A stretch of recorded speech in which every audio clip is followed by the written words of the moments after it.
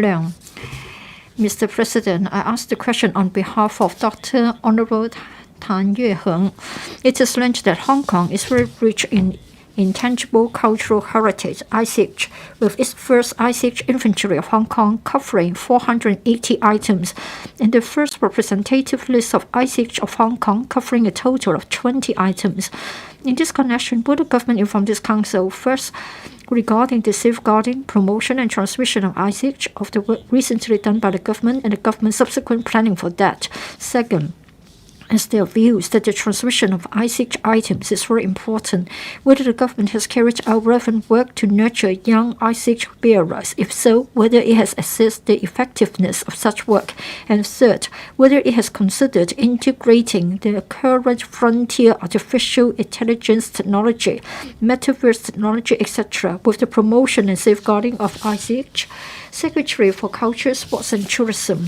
President, according to the Convention for the Safeguarding of the Intangible Cultural Heritage, the Convention of the United Nations Educational, Scientific and Cultural Organization, UNESCO, intangible cultural heritage ICH includes the following domains. First, oral traditions and expressions, including language as a vehicle of the ICH. Second, performing arts, third, social practices, rituals and festive events.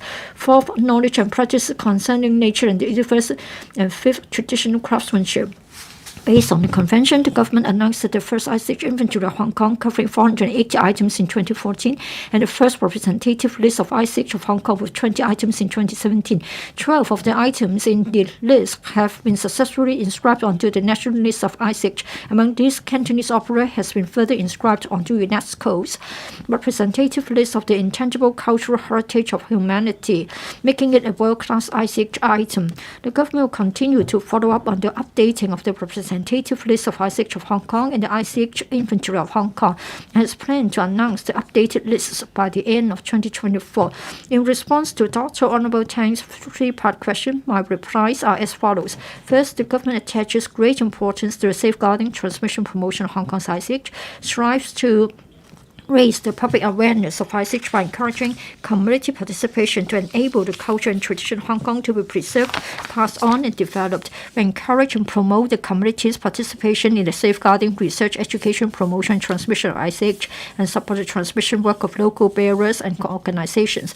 A funding of $300 million was approved in 2018 for the LCSD to launch the Intangible Cultural Heritage Funding Scheme.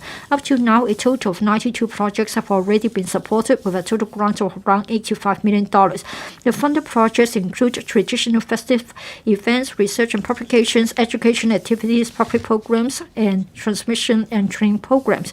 In 2016, Hong Kong Intangible Cultural Heritage Center was set up at Sam Tung Oaks Museum, Tsuen Wan, to showcase, promote, and educate the public on the representative list of ICH of Hong Kong and the selected items in the ICH inventory of Hong Kong. The government has also set up the Trace of Human Touch exhibition gallery, which targets youngsters as audience at the CLP House to showcase 10 ICH items of Hong Kong through the collaborative works of the masters and apprentices to present the transmission. Meanwhile, we have been organizing a series of public educational outreach programs.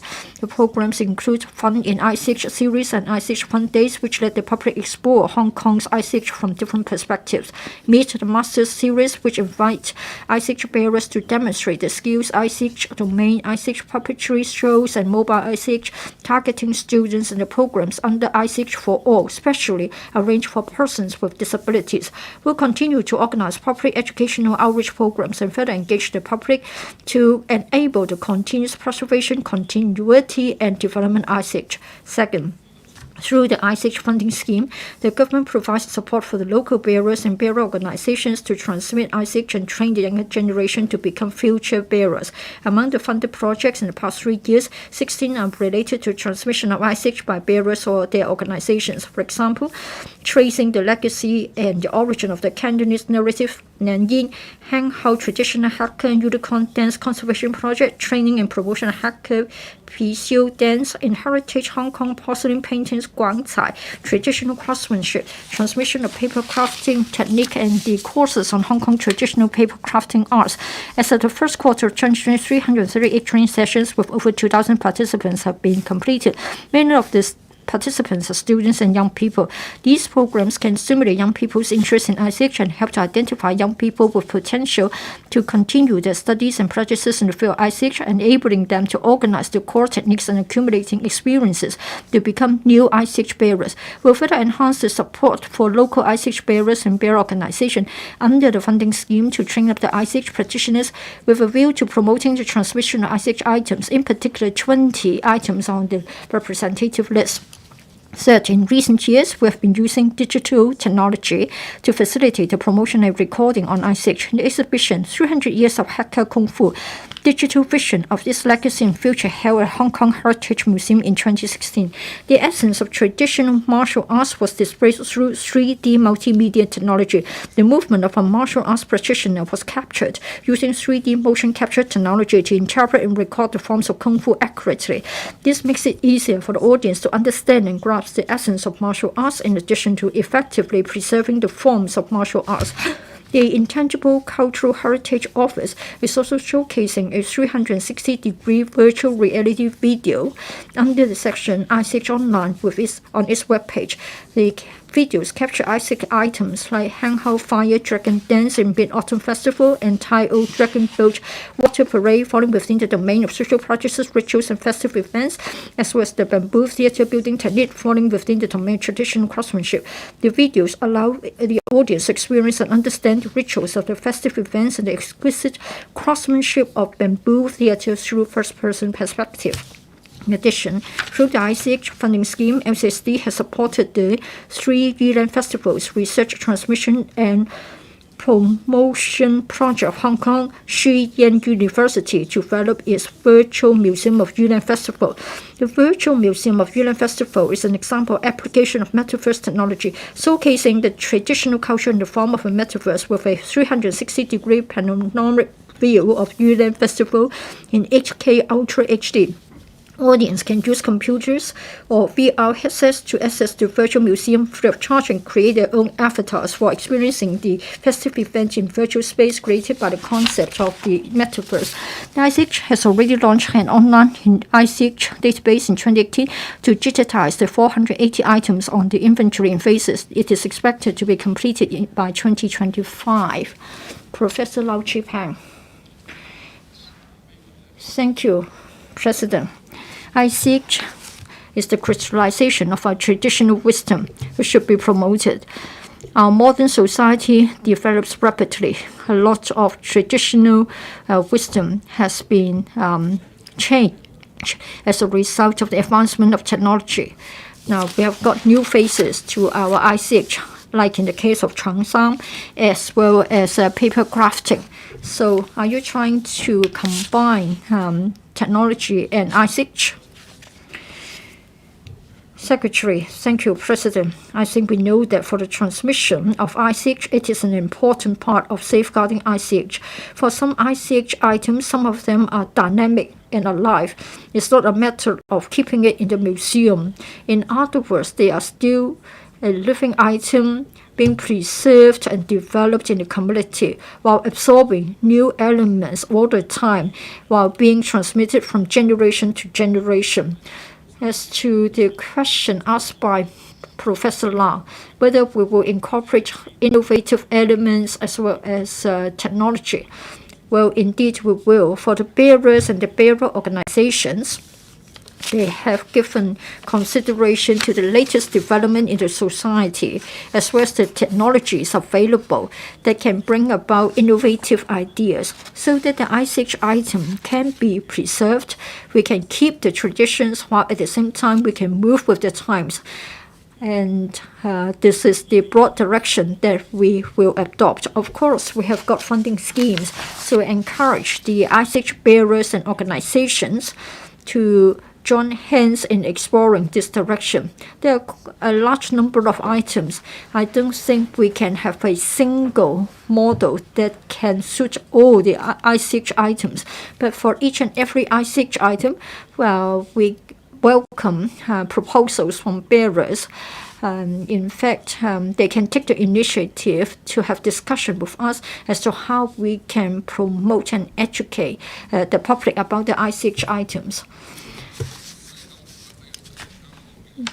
Mr. Champulang, what about the West Kowloon Cultural District? I think it can play a more active role in the promotion and transmission of ICH. Many visitors have regarded the West Kowloon Cultural District as a must-go item. I think this will help with the promotion of our ICH. So would you consider having more ICH items in the West Kowloon Cultural District? Say, for example, having ICH items in the public space, or have an ICH festival, or having major exhibitions of our local ICH? Secretary, well, in fact, we have got an ICH office under the LCSD taking care of the coordination work. This is about safeguarding and transmitting ICH. This is the work of the government. For West Kowloon Cultural District, I think the authority has also got its own objectives. In fact, Xiju Center is also one of the important efforts to promote our ICH. Well, they have already done a lot in terms of the transmission of Cantonese opera. As to whether we can do more in relation to the promotion of our ICH items, we'll continue to take up the matter with the WKCDA. And then for other stakeholders in the cultural and arts sector, again, this can be explored. For many ICH items, they are in the community. Say, for example, Tai Hang Fire Dragon or the Tai O Dragon Boat Water Parade. Well, in fact, at the district level, year in, year out, they host such a traditional event. So it isn't a matter of focusing all the activities on a single spot. As I have said, some ICH items are dynamic and they are a living item. So if they are being carried out at a particular sort of locality, I think it can carry on. And we have also got a center at Sam Dong Oak showcasing our ICH items in Hong Kong. This will also facilitate our public educational efforts. Of course, we will take up the matter with the WKCDA to see whether in future there will be appropriate items that can be carried out on their venues. Mr. Standing members said that in June 2014, 480 items were announced in relation to our inventory. I think they are there for the purpose of safeguarding, promotion, and transmission. I think we should look at the better integration with our tourism so that we have cultural tourism. And I want to know if the Secretary can share with us what sort of measures they have got and what sort of programs they have planned. Secretary, as I have said, when it comes to the promotion of ICH in Hong Kong, we are also promoting our tourism at the same time. Say, for example, every year when we have the Mid-Autumn Festival, we used to have the Tai Hang Dragon Fire Dance, but of course the pandemic has prevented us from continuing with the tradition for a period of time. I think such occasions are also good occasions for us to promote tourism, and the Hong Kong Tourism Board will take part in the events. They will also publicize the events to visitors in different source markets and encourage them to come to Hong Kong to, say, for example, attend the Dragon Boat race as well as the line dances, etc. We have got 20 on the representative list. There is a lot to offer to the visitor. You can go to the Sam Tung Oak Museum. You can go to the community. Say, for example, milk tea is one of the items on our list. we can publicize our F&B, and dim sum and milk tea, Hong Kong milk tea would be attractive items. So perhaps what is more important is to have more publicity and in the community, within the community, so that both local people and visitors would clearly understand that these are the characteristics of Hong Kong and these are the ICH items in Hong Kong. Mr. Rock Chen, thank you, President. Many ICH items have high artistic values, and they are part of the Chinese culture and history. Through the ICH items, can we not try to use a soft touch approach to encourage more people, in particular our young people, to know more about the Chinese culture, and then indirectly we can enhance their sense of national identity? Secretary, I can't agree with him more in relation to ICH items. Many of them have to do with our traditional festivals, and they have a lot to do with our rich Chinese culture and history. So when we promote ICH to young people, as pointed out in our main reply, we have programs for schools targeting at young people. There are also occasions that allow young people to have a hands-on experience and to participate. Say, for example, paper crafting technique workshops, etc., so that gradually they come to know more about it and they can learn how to appreciate it. And when we brief the audience on the origin of the ICH items, some of them would touch upon Chinese history. Now we have got 12 items out of the 20. We have 12 of the 20 items in the representative list are already included in our national list. In other words, we can see the relationship here. Yes, we have our own list, but at the same time, we apply for our items to be inscribed onto the national list as well. There are other items on the national list, of course. So we would like to make it attractive to the young people if they become interested in knowing Hong Macau ICH exhibition. I know our ICH office has done a lot when it comes to the safeguarding and transmission of ICH. But what about publicity? How can we integrate ICH and tourism so that we have in-depth tourism? It appears that they are sort of a bit slow in tackling this.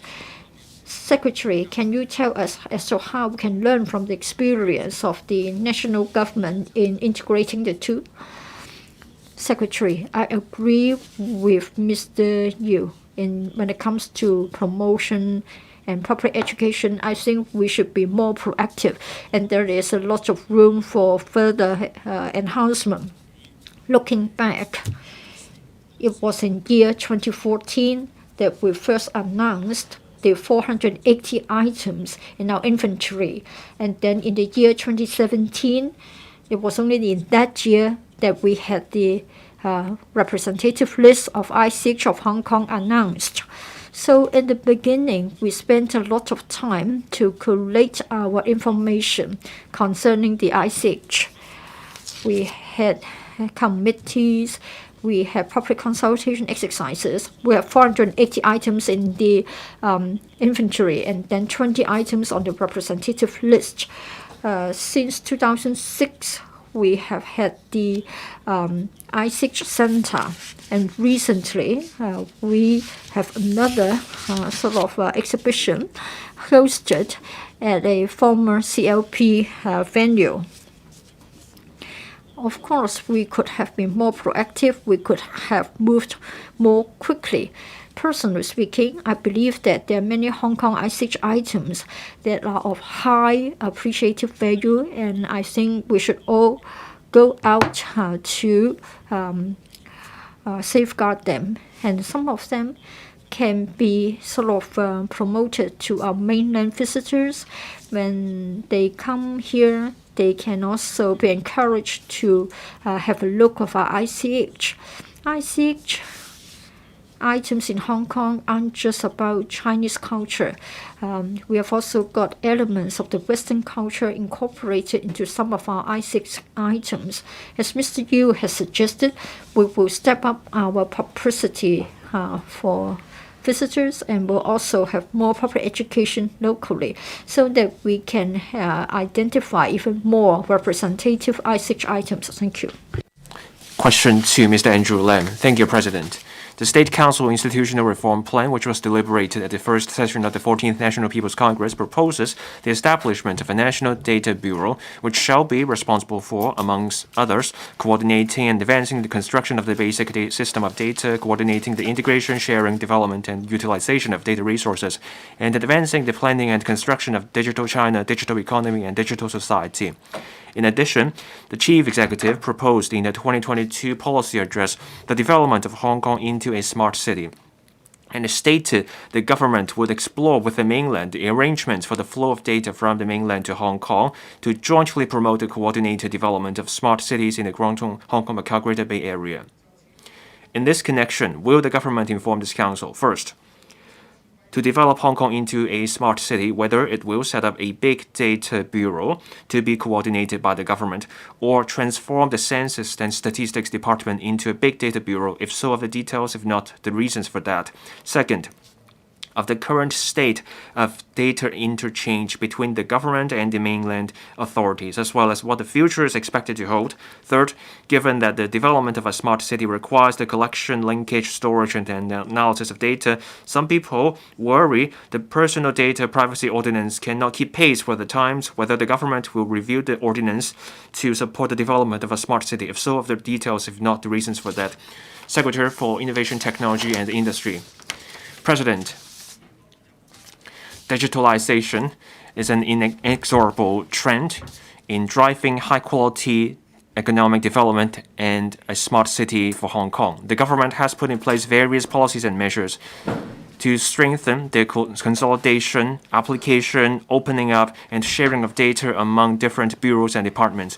We will be making good use of data infrastructure to foster our development as a digital economy and a smart city.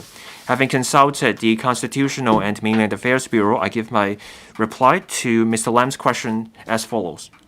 First, different regions devise appropriate measures to promote the consolidation, sharing, development, utilization, and interchange of data according to their own circumstances and development needs. We understand that the National Data Bureau is tasked with mainly four major functions. First, development of digital government for coordinating management of government service data resources, opening up and sharing of data, and integration of information systems. Second, planning of e-government management. Third, management of big data industry, including artificial intelligence. And fourth, government service infrastructure, such as government cloud. For the Office of the Government Chief Information Officer, the current focus is comparable to the functions of the National Data Bureau, and they have achieved concrete results. For example, first, on developing a digital government and opening up data. Since 2018, when the open data policy was announced, the government, the public and private organizations have opened up over 5,160 data sets for free access by the public. Then there's the next generation government cloud infrastructure. This enables regular and real-time data interchange among bureaus and department systems and databases. The government is now working on the consented data exchange gateway and the common spatial data infrastructure to provide data for smart city development. Second, on e-government management, the government has set up a comprehensive government information security incident response mechanism and related measures to protect government systems and data security while managing and approving e-government projects. Third, on data industry management, we are implementing a raft of measures, including developing Hong Kong as the preferred location for setting up high-end data centers in the region and conducting a feasibility study on developing an AI Supercomputing Center. And fourth, on government service infrastructure, the OGCIO has provided bureaus and departments with the next generation government cloud infrastructure and shared blockchain platform to speed up the development of e-government. From these, we can see that in taking forward our work on the development of data infrastructure, data integration, sharing, and also digital economy, we have a clear policy direction and work objectives. These are broadly in line with those of the National Data Bureau. Now, we will press ahead with the development of a digital economy and a smart city in line with these directions. Meanwhile, we will keep a proactive and open mind. We will adapt to the changing times and enhance our work. Second, Hong Kong is a nexus that connects the world outside and the mainland. Cross-boundary data flow is essential. We attach great importance to data security and protection of personal data privacy while promoting the development of a digital economy in the Greater Bay Area. The Chief Executive's 2022 policy address states that the Hong Kong SAR government would explore with the mainland the arrangements for the mainland data to come to Hong Kong to jointly promote the coordinated development of smart cities in the GBA. We have since remained closely in touch with the mainland authorities and achieved progress. The Innovation, Technology and Industry Bureau and the Government Services and Data Management Bureau of Guangdong Province signed the cooperation agreement between Guangdong and Hong Kong SAR on co-developing a smart city cluster in March this year with a view to expediting the development of digital economy and smart city, and jointly promoting the development of a Guangdong-Hong Kong smart city cluster. The Hong Kong SAR government and the Guangdong provincial government are also working on interfacing the I Am Smart app with the Unified Identity Authentication platform on Guangdong province to let Hong Kong residents log on to the Guangdong government's service. Now, on the data.gov.hk and also opening up the online government services data platforms between the two places, the work is also being taken forward. In addition, a subgroup on cross-boundary data collection has been set up under the Digital Economy Development Committee, or DEDC, chaired by the Financial Secretary. The subgroup is expected to provide initial recommendations this year on promoting the development of Hong Kong's digital economy. Third, the Personal Data Privacy Ordinance is a piece of technology-neutral and principle-based legislation. The provisions and principles of personal data protection do not favor or discriminate against any technical means of collecting, using, storing, retaining, and transferring personal data. The ordinance covers 6 personal data protection principles. First, purpose and means of personal data collection. Second, accuracy, storage, and retention of data. Third, use of data. Fourth, data security. Fifth, transparency of data policies. And sixth, data access and correction. This is to ensure that the entire process of handling personal data is subject to legal safeguards. These principles are in line with internationally adopted standards. The Office of the Privacy Commissioner for Personal Data of Hong Kong has been keeping in view the government's various measures to develop Hong Kong into a smart city. For example, I Am Smart, launched by the government, allows users to customize and store their various personalized data through the app. That way, they don't have to fill in the same information for different applications. And this lets them log on to and access over 260 online services provided by the government as well as the public and private sectors. The I Am Smart app features a personal information collection statement when or before collecting personal data to clearly inform data subjects of the purposes of data collection and the specific classes of persons or organizations to whom the data may be transferred. This basically complies with the relevant requirements under the existing ordinance. The Office also understands that the consented data exchange gateway will provide personal data to different government departments with prior consent of the data subject to let them apply for government services with ease. Such technology enables the collection and use of personal data necessary for the development of a smart city. It also meets the requirements on using personal data for new purposes under the existing ordinance. These examples show there is no conflict between the development of a smart city and personal data protection under the ordinance.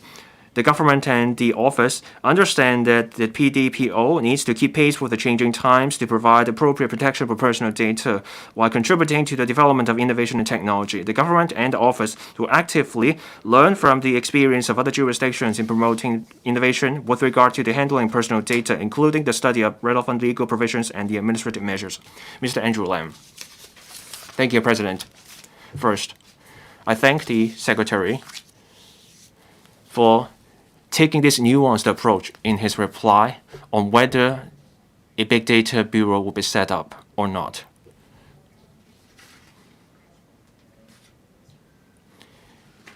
Our country is setting up the National Data Bureau because they have considered this because of this fragmented picture of the silos, and there's a lack of awareness of a digital economy, there are vested interest, and there are flaws in the old system. So my follow-up question is, the Secretary has told us about the directions and the progress. Are those enough to address the problems we are confronted with? Or is it the case that we are free of the problems confronting our country such that the National Data Bureau has to be set up? For the current term government, can we actually boost the speed, quality, efficiency, and reach the goals when it comes to a digital economy and a smart city? I thank the member for his question. We're not saying we will not set up a big data bureau. Our work focus, as I just said, is that we have the OGCIO. It's undertaking several key areas of work, and they are broadly in line with the 4 areas of work of the National Data Bureau. So we need to get the work right at this stage.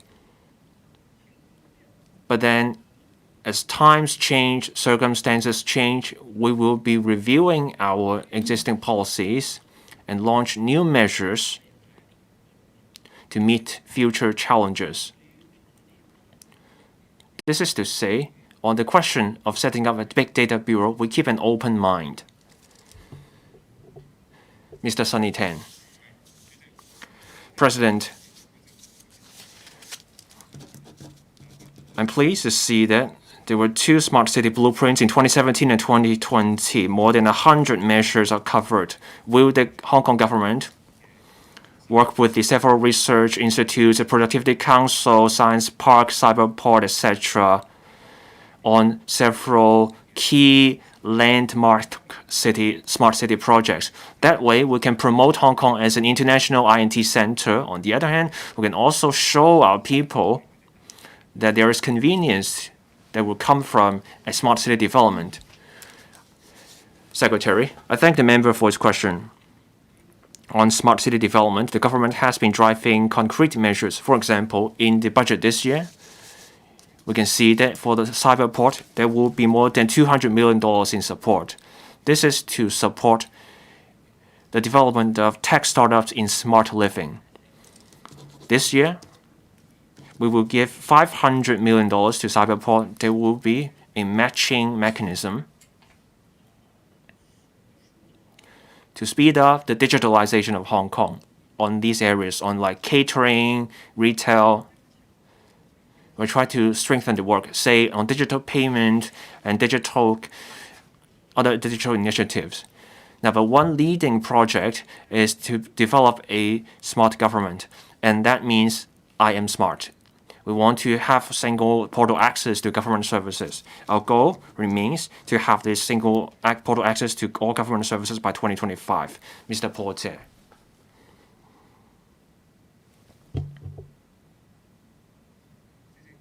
President,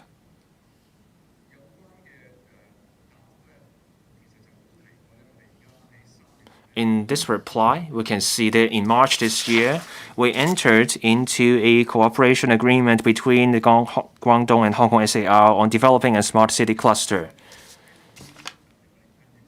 One problem bugging us is the housing problem. For public rental housing units, we don't have enough flats, so we have to spend $20 billion on light public housing. And then we also have the home ownership scheme flats. Now, for the mainland, Xinhua tells us that from in real estate to natural resources, our country has control over housing resources and among other things. Can we have data interchange with the mainland? And if that can be done, then we can check whether Hong Kong residents own property in the mainland and thus abusing Hong Kong's public housing resources.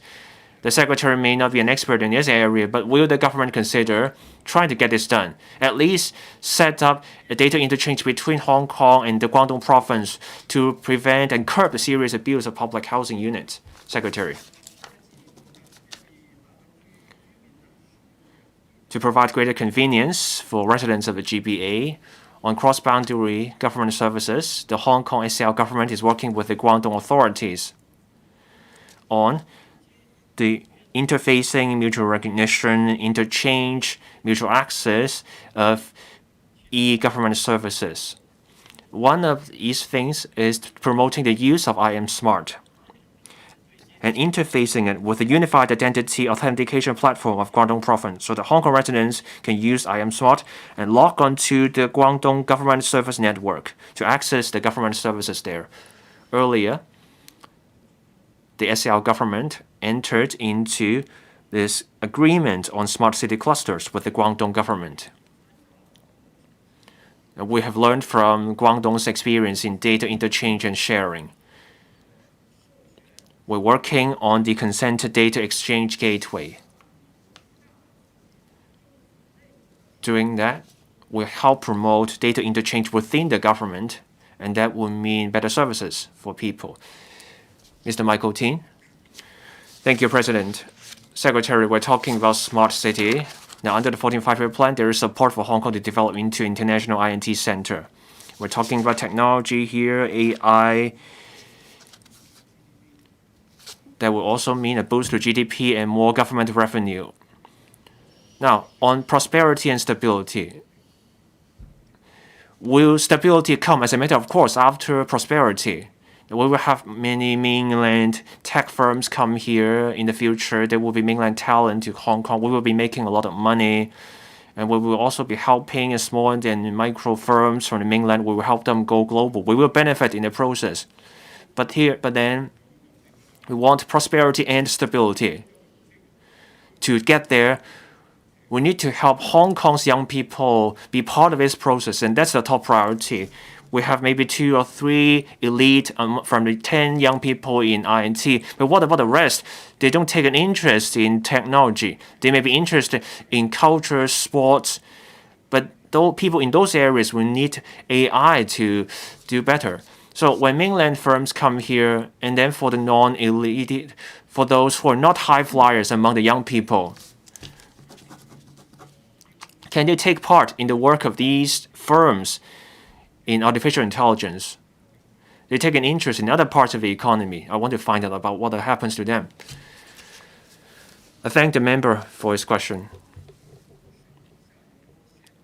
We are promoting an approach that incorporates the high end, mid end, and low end,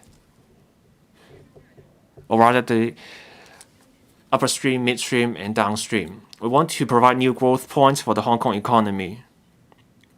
And we want to provide more local jobs, especially for the upward mobility of local young people. And this is a key part of our industrial policy. The member just mentioned artificial intelligence and data.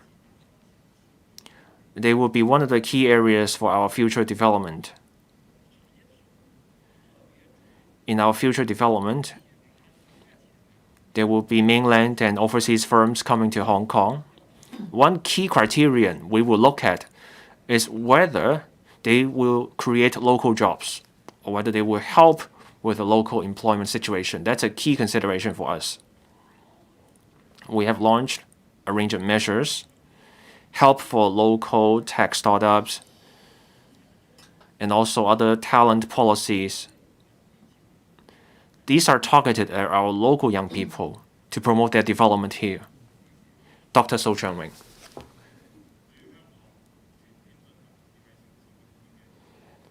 One hurdle for Hong Kong's development into a smart city is not just about the technology. Dr. So, please continue. But Mr. Michael Tin, the Secretary did not answer my question. I think the Secretary has already answered your question, Mr. Tin. Please follow up on a different occasion. Dr. So Chang-Wing. Thank you, President.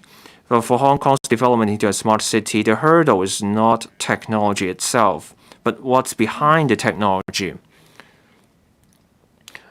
Now, there are people asking for citizens' empowerment, equality, and other points.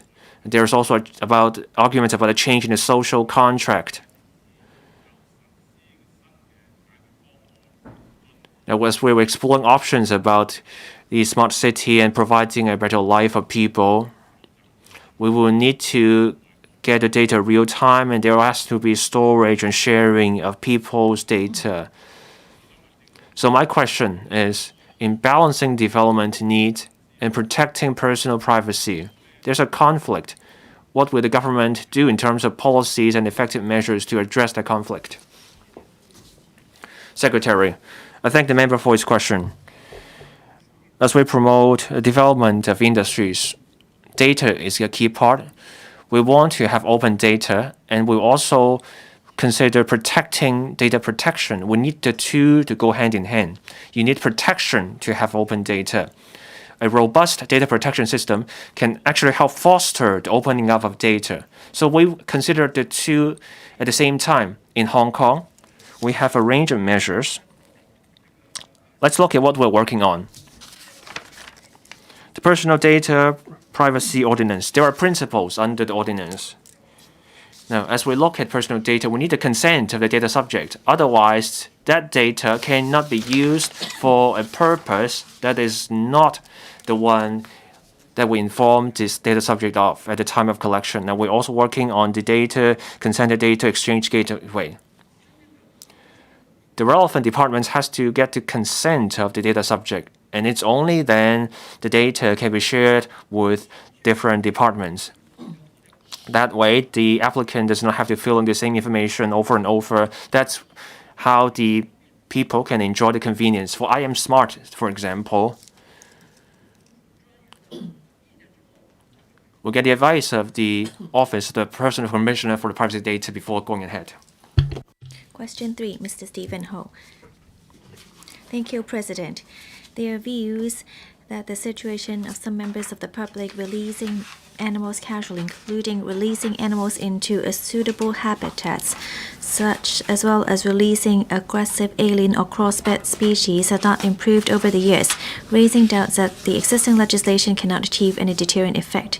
In this connection, can the government inform the Council, given that the Agricultural, Fisheries and Conservation Department has publicized through posters the impacts that may be brought about by animal release, and appeal to the public to consider taking other actions in lieu of animal release, such as tree planting, making donations, and participating in voluntary services, whether the government has assessed the effectiveness of the relevant publicity work, including the number of relevant reports received, the respective numbers of persons arrested, prosecuted, and convicted, as well as the trend of such figures in the past 3 years. Second, given that while the last time government proposed introducing offences in relation to release or abandonment of animals leading to unnecessary suffering under the Prevention of Cruelty to Animals Ordinance, their views that such proposal neither targets the problem of casual animal release nor the impacts of the relevant activities on the ecology. Whether the government will amend the ordinance by following the practice of scientific animal release as advocated by the country and drawing reference from the country's provisions on the propagation and release of aquatic organisms. And third, whether it will consider regulating animal release activities and promoting scientific animal release, such as requiring members of the public to conduct animal release activities through organizations which are permitted to undertake or host scientific animal release or restocking activities. Thank you. Secretary for Environment and Ecology. President, improper release of animals, including placing animals in an unsuitable habitat, such as releasing freshwater species into the sea, might cause unnecessary suffering to those animals or even deaths. If the released species is an alien species or is incompatible with the local ecology or may compete for resources with a native species, the local ecology may be adversely affected. According to the Prevention of Cruelty to Animals Ordinance, Chapter 169, any person who improperly releases an animal and causes unnecessary suffering to the animal will be liable on conviction to a maximum fine of 200,000 and imprisonment for 3 years. On the questions raised by Mr. Stephen Ho, we would like to reply as follows. First of all, due to religious beliefs and cultural tradition, animal release activities have been common in Hong Kong. The Agricultural, Fisheries and Conservation Department has all along been collaborating with organizations including the Kaduri Farm and Botanic Garden, the Society for the Prevention of Cruelty to Animals, and the Hong Kong Society of Herpetology Foundation to enhance public education, reminding the public to carefully consider how to arrange, choose, and operate before participating in animal release activities to avoid causing unnecessary suffering to animals or affecting the ecology and environment. In addition to placing relevant posters advocating against animal release on public transport, AFCD displays promotional banners at release popular locations such as streams, temples, parks under LCSD, and public ferry piers. AFCD will also inspect these locations and conduct publicity during certain festivals when release activities are more prevalent to ensure animal release activities do not cause unnecessary suffering to animals. Furthermore, AFCD proactively liaises with major religious groups to discuss possible impact of animal release on animal welfare and local environment ecology and recommend the public to consider other actions such as environmental protection, and tree planting, forest protection, and conservation, etc. Appeals are also made to worshippers to avoid improper animal releases as it might affect local ecology, harm animal welfare, and deviate from the original intentions of religious animal release. According to FCD's observations, the aforementioned publicity and education work have been successful to a certain extent. Animal release practices have changed, and such activities are not as prevalent as before. Past common practices of releasing freshwater animals into the sea are no longer common. Animal release activities are now usually conducted during certain religious festivals at some popular locations such as piers, streams, and ponds. The released species are common seafood and turtles. These generally do not cause animal welfare problems. AFCD staff and conducted an inspection on the recent Buddha's birthday holiday, and no cases related to animal cruelty were found. From the perspective of conservation, since species currently released are generally common seafood and turtles, there is no sign of significant adverse impact caused by animal release activities on the local ecology. From 2020 to 2022, the number of complaints received by AFCD were 2, 11, and 1 respectively. No one was arrested for releasing animals and committing animal cruelty offense. Second and third part of my response. Although our publicity and education work has attained certain results, the government believes there's still room for improvement. In addition to continuously enhancing public education, we plan to reduce improper animal releases via 2 approaches. In terms of animal welfare, we plan to amend the Prevention of Cruelty to Animals Ordinance to specify that the release or abandonment of an animal which causes it to suffer, such as releasing freshwater fish or turtles into the sea, which is an unsuitable habitat, is an act of cruelty to enemies and thus is an offense.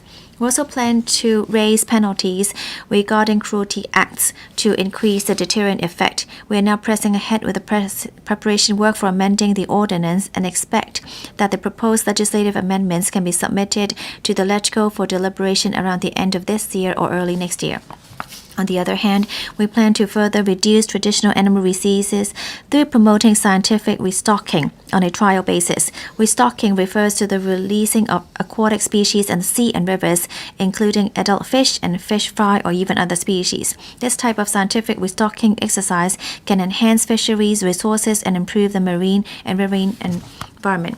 AFCD already makes reference to the provisions on the propagation and release of aquatic organisms formulated by the nation In order to further reduce traditional animal releases, AFCD will invite relevant religious groups and fishermen organizations to jointly explore the feasibility of engaging the public in restocking exercises organized and implemented by the government, as well as to guide the public to participate in scientific restocking or to take other actions to replace the traditional animal releases. AFCD will identify suitable locations, including protected waters such as marine parks, to conduct a trial program and invite relevant fishermen organizations, religious groups, other organizations which are concerned with animal welfare and the general public to participate in restocking exercises. Through suitable arrangements, we hope that the public can release animals that enhance fisheries resources and improve the marine and riverine environment at a specified suitable location so as to achieve wins from all sides. AFCD will communicate with relevant organizations and make arrangements for the proposed program. Thank you, President. Mr. Stephen Ho. Thank you. According to the reply, he is trying to undermine the animal release activity, and it shows that there is not a deterrent effect in the conviction, because in the past we can see that no one has been arrested or convicted on these fines. On these illegal animal release activities, although we say that there is not many such activities, in May the Marine Police actually saved a Brazilian turtle. So how can you say that there is no impact? Would you actually draw reference from the provisions on the propagation and release of aquatic organisms to try to provide conservation for the marine waters? Because currently you can only enhance the education part, but you're actually not really protecting animals. So would after you amend the Prevention of Cruelty to Animals Ordinance Chapter 169 to also to further enhance your work on such provisions? Secretary, thank you, Mr. Ho, for your suggestion. We have seen a long history of animal release activities because some religious groups and some traditional beliefs actually encourage such behavior. We actually need to try to raise awareness in the public to tell them that this is actually harmful to animal welfare. If we just try to push legislation, I don't think we'll be able to reach a consensus, and there might be conflicts given rise to such legislation. So I understand that problems still exist. On one hand, we are trying to prosecute those arrested for animal abuse. We hope to actually raise the fine and the imprisonment to create a higher deterrent effect. And then we also drawing reference from the country's provisions on the propagation and release of aquatic organisms. The government will come up with a plan. Once we set a standard, we'll be able to work more with the organizations. I'm sure when members of the public can actually come up with other actions in lieu of animal release, and we can actually raise public awareness and teach them about the harms of such behavior. Ms. Elizabeth Quat. Thank you, President. I don't know whether the Secretary knows of how many animals have been released on the recent Buddha's birthday. Actually, you cannot save the animal after it has been released in seawater to see whether it has actually been abused or harmed. So I agree with Mr. Stephen Ho. Since our country already has the provisions on the propagation and release of aquatic organisms, we can actually make good use of it, because once we draw up legislation on it, then we can actually require members that of the public that only those recognized groups or organizations can release animals, because only by appropriate releases such as scientific restocking can we actually help the ecology. So I hope that the Secretary will, after amending Chapter 169, to draw up new legislation on animal release activities. Secretary, thank you, Ms. Kwok, for your comment. It's very clear. You hope that we can expedite the amendment on Chapter 169. In Hong Kong, there's actually a traditional culture and belief in such activities. We don't want to actually speed up the process through legislation, because in our previous consultation, we found that it's not easy to reach a consensus. We believe a more suitable approach would be to have the government arrange for restocking on a trial basis. We would invite organizations to explore such feasibility and then to gradually promote it to more members of the public. Once they see that there is a feasible substitute, then they may be more open to this idea. Well, once we see an appropriate timing, then we would consider legislation. Mr. Kwok Wai-Kang.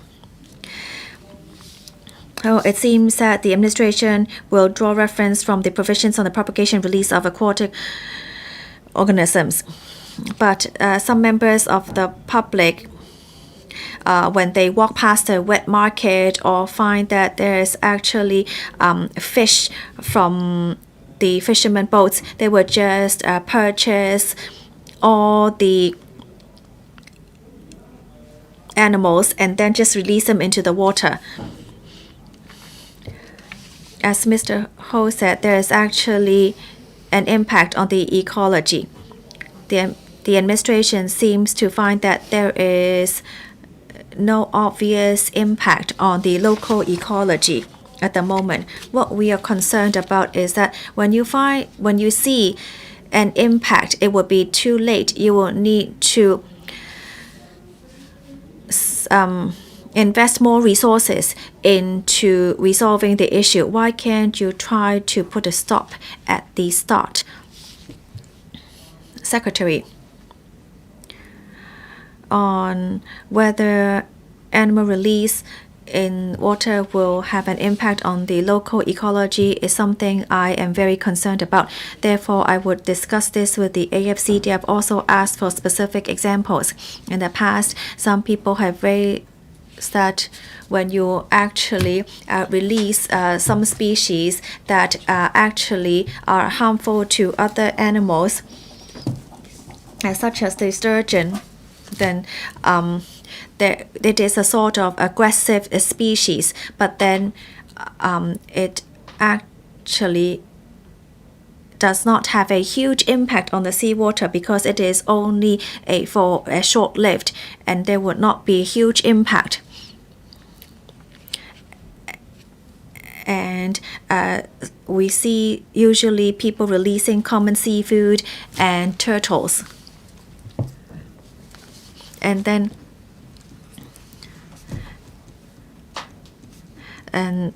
so I'm sure that you understand that there is actually a matter of difficulty in legislation. As this is a sort of, cultural and traditional belief, it's very difficult for us to change the mindset of these people. We cannot just rely solely on legislation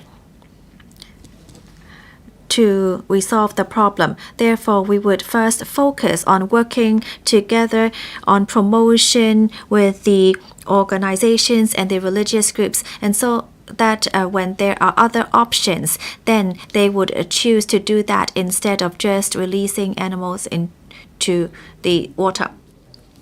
Mr. Paul said, yes, I understand that it's difficult to change traditional beliefs, but we were able to succeed in educating people not to feed wild pigeons. Well, we are now, already very concerned with organ donation. So why can't we try to do something early on for other living organisms? Well, for ducks and boars, we are able to draw up some legislation in wild feeding. Can we actually do something for aquatic species as well? Secretary.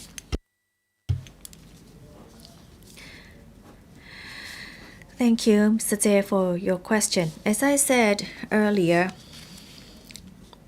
for activities that would cause harmful suffering to the animals or to put them in unsuitable habitats, it's actually already illegal at the moment. So we don't actually have to amend the law to do that. AFCD finds it difficult to prosecute such activities because very often these activities are done on open waters and these activities may not be observed by AFCD. We hope to raise the penalty to bring a deterrent effect. And more importantly, we need to find a replacement for such animal release activities. We hope that when there are different options and there are alternatives and there are scientific alternatives that can actually be in the interest of the ecology, then they may actually change their ways and that would bring a better effect. Many legislators believe that we need to legislate, but we will consider it, but when it's at a more appropriate timing.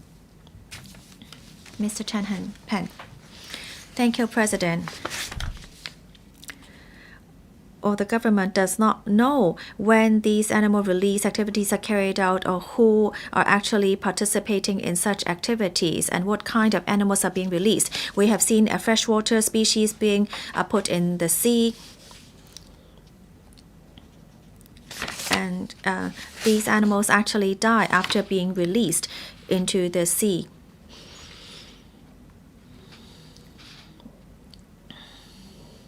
The government must identify who and where these activities take place. Without a system, how can we enforce the law? Even though there have been many reports on animal releases that have caused harm to the animals, there is nothing the government can do. There are no statistics on any prosecuted cases. Well, the government said they would step up education and work with AFCD on publicity. I agree with all this, but there needs to be a registration system to ensure that the government knows who and where such actions are being taken place. Thank you, President. Well, we're going around in circles, going back to whether we should formulate legislation. What we are facing right now is not easy to enforce. Or even if we set up a registration system, some people would still refuse to do so, and there wouldn't be too much of an effect. I would just like to go back to my point that we try to come up with alternatives. This can actually bring effect in the short run. And this is not something we can do alone. We have to work with fishermen, organizations, religious groups, and those who are concerned with animal welfare. We must work together And when it's a win-win situation, I'm sure that everyone will be willing to change their mindset. And when people are more open-minded, then we'll be able to legislate. Thank you. Question 4, Ms. Starry Lee. President, in the 2022 policy address, the Chief Executive announced that the Basic Law Promotion Steering Committee would be renamed the Constitution and the Basic Law Promotion Steering Committee, the committee for short, and proposed further publicity and education on the Constitution and the Basic Law, BL. There are views that Hong Kong people generally have insufficient knowledge of and even misconceptions about the National People's Congress, NPC, which enacts, amends, and oversees the enforcement of the Constitution and the BL, as well as the legal system laws of the mainland. With more and more Hong Kong people going to the mainland for studies, work, business, and to live, it's very important to enhance their knowledge of the legal systems and laws of the mainland. This is also an important basis for promoting exchanges and cooperation between the two places. In this connection, will the government inform this council, 1, whether it has assessed through surveys and other means the extent of Hong Kong people's knowledge of the legal systems and laws of the mainland? If so, of the details, if not, the reason for that. 2, whether it will consider, by way of making legal education more accessible, to enhance the public's knowledge of the legal systems and laws of the mainland, if so, of the details, if not, the reasons for that. And 3, whether it will work with the committee to devise publicity programs to enhance the public's knowledge of the legal systems and laws of the mainland, if so, of the details, if not, the reasons for that. Secretary for Constitutional and Mainland Affairs. President, having consulted the Department of Justice, DFJ, and the Education Bureau, EDB, the consolidated reply to Ms. Lee's question is as follows. The Constitution and Basic Law Promotion Steering Committee, the committee for short, chaired by the Chief Secretary, mainly advises and guides the overall strategy and key work plans for promoting the Constitution, the Basic Law, BL, and the National Security Law, NSL, and monitors and reviews programs undertaken by departments and non-governmental organizations. The committee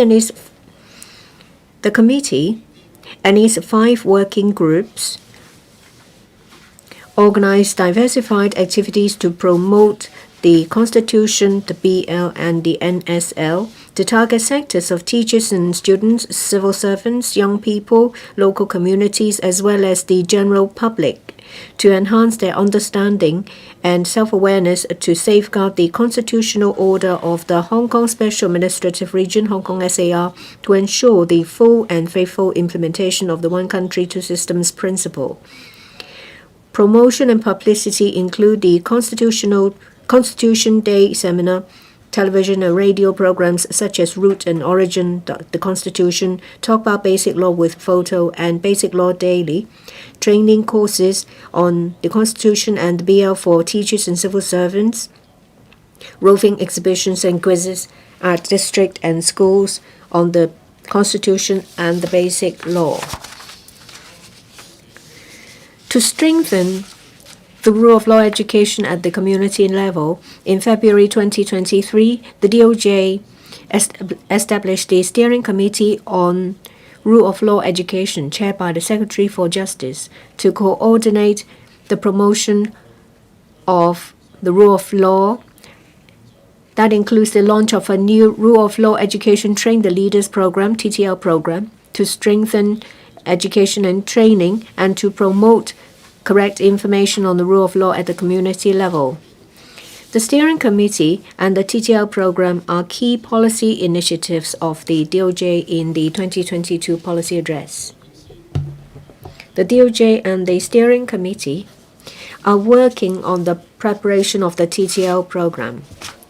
Focusing on the concept of the rule of law, the TTL program will develop curricula and materials to teach in an easy-to-understand way basic topics relating to the rule of law, the legal system in Hong Kong under the principle of one country, two systems, covering the Constitution, the Basic Law, and the National Security Law, the legal system of the mainland, and the common law system in Hong Kong.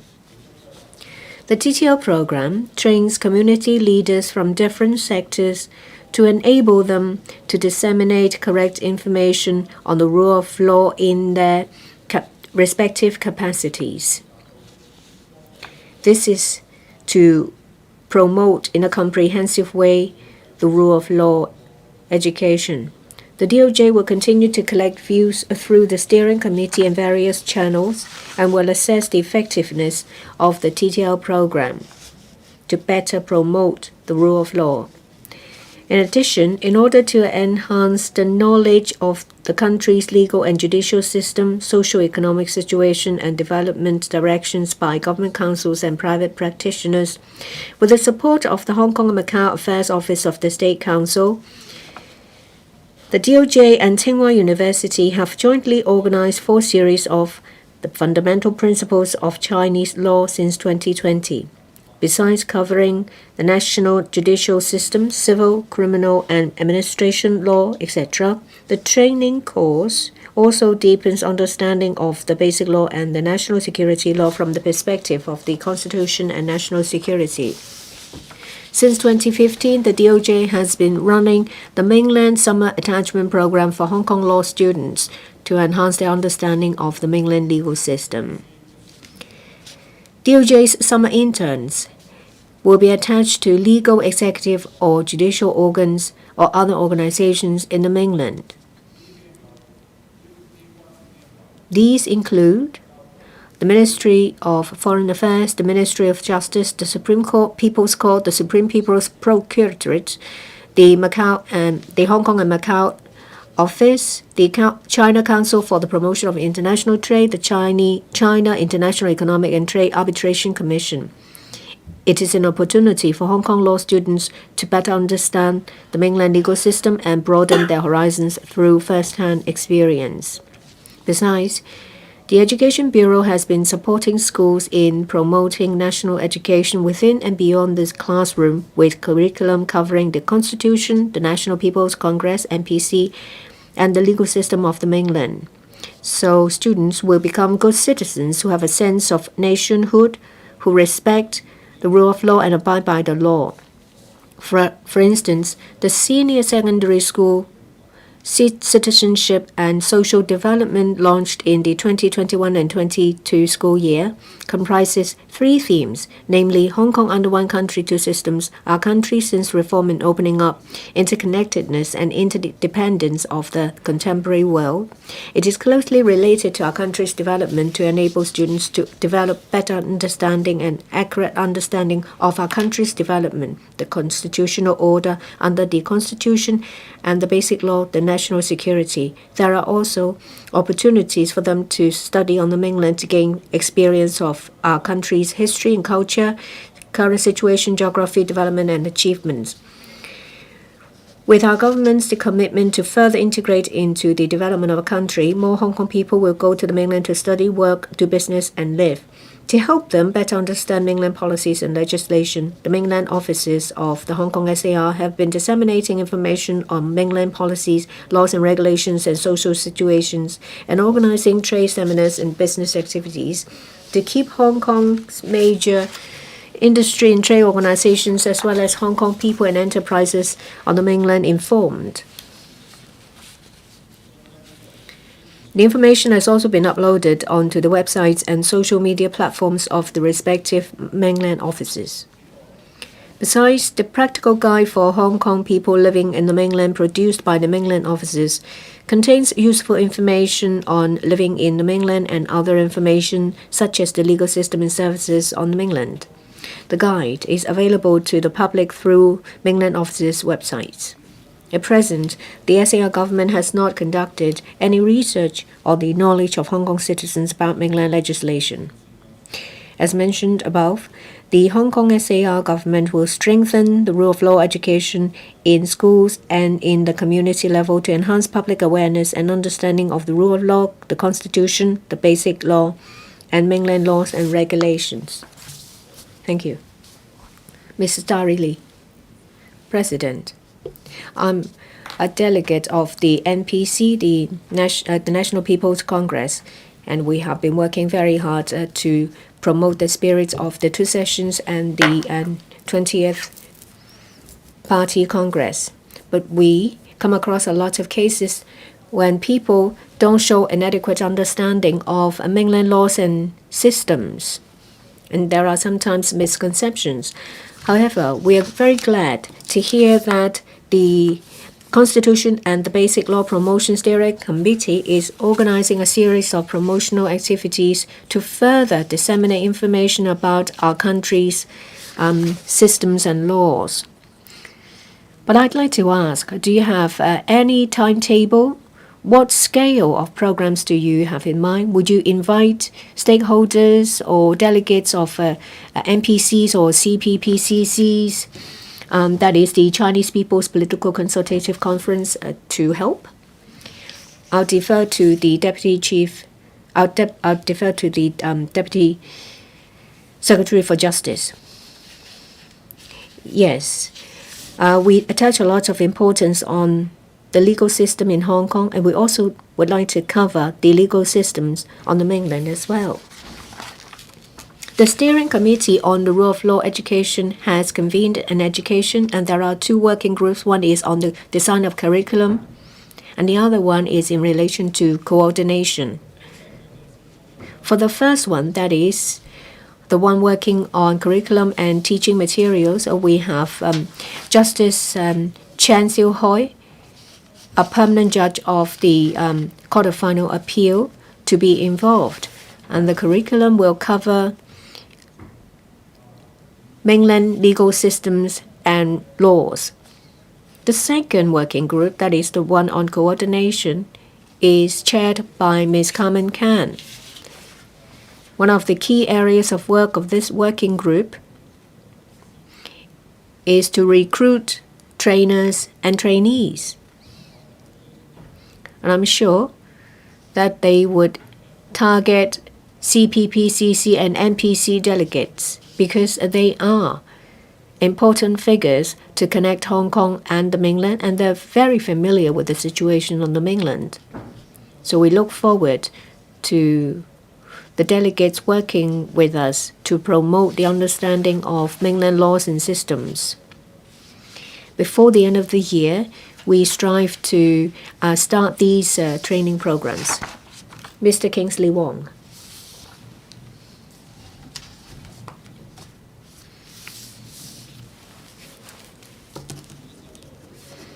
The FTU has received a lot of calls for assistance from people on the mainland.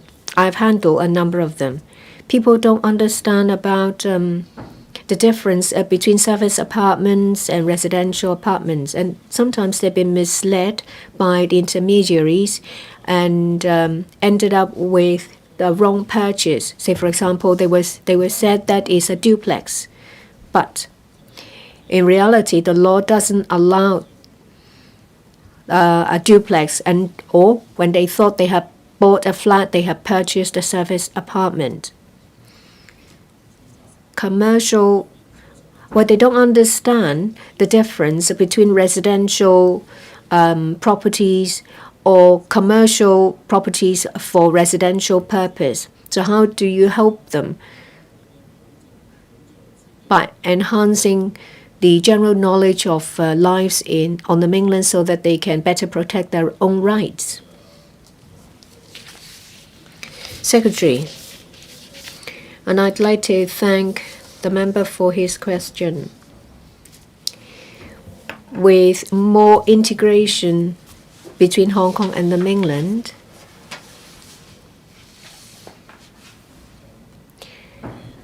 a lot of people choose to live on the mainland. Hong Kong citizens may be living, working, studying on the mainland. How do we ensure that Hong Kong citizens will better understand rules and regulations on the mainland so that they won't inadvertently breach these laws and regulations? We attach a lot of importance to that, and we've been working on that. Our mainland offices produce useful information for people living in these cities, and there are also information on points to note. I have mentioned in my main reply that there is this practical guide for Hong Kong people living on the mainland, and it covers many different aspects, say your everyday life, tax issues, insurance policies, employment policies, businesses, doing businesses, studies, seeking medical attention. We have responded to the requests by people living on the mainland when we compiled the information. So this practical guide covers many different aspects, and the guide is constantly updated to meet the needs of people living on the mainland. Mr. Chan Yong. Thank you. Ms. Starry Lee is a member of the MPCSC, and I'm also a delegate. I know that people don't really understand about the details of living on the mainland, and sometimes it creates misunderstanding. Perhaps the Secretary or the DS can compile information on points to note about what they need to pay attention to regarding the rules and regulations so that they won't inadvertently break the law. Secretary. Thank you. I thank the member for his comments. We take into account the difficulties encountered by Hong Kong people living on the mainland, and we respond to that accordingly. We provide the information in the practical guide or disseminate the information on the mainland. Sometimes in exchanges or seminars with Hong Kong people, we disseminate the latest information to them. We give them the most updated information or information in relation to what's been happening.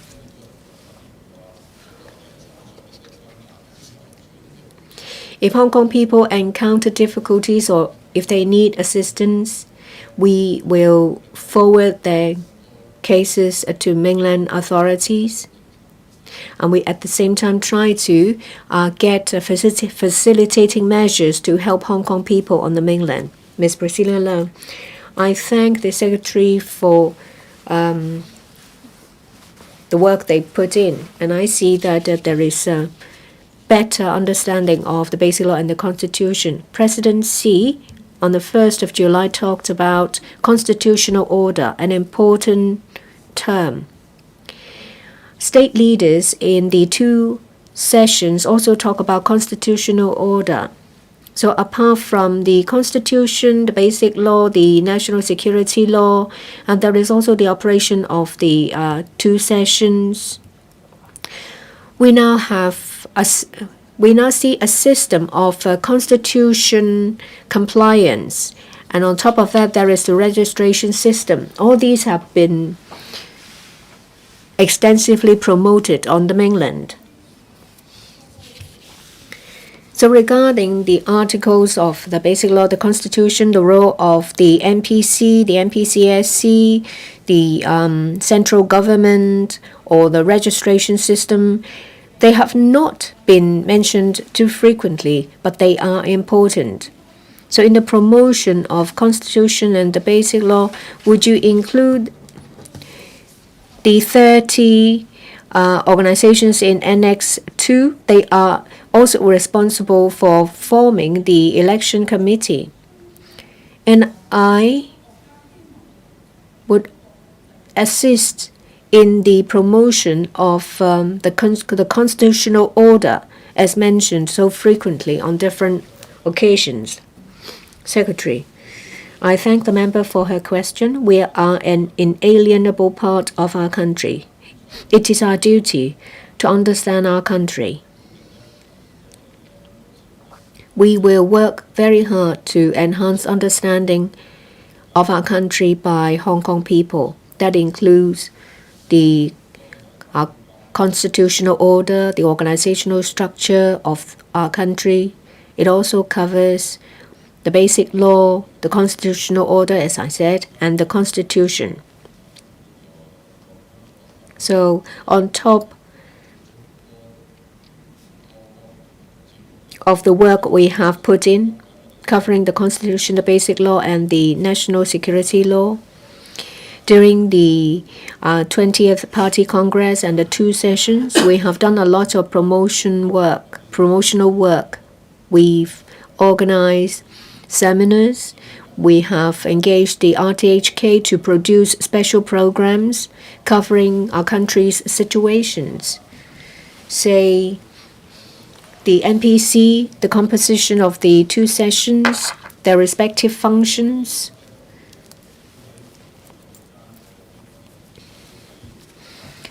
The special programs been broadcasted during the time of the 2 sessions, and they're also uploaded on the RTHK website and our social media platforms to help the public understand the situation, and we will continue our work. Thank you. Mr. Lee Chang-kang, what hasn't been answered? My question was whether you will invite the 30 legal entities in Annex 2 of the Basic Law as well as the Basic Law Committee to work with you. Of course, we're more than happy to partner with various organizations and experts. We will look into it to see how we can collaborate. Thank you. Question number 5, Mr. Porte.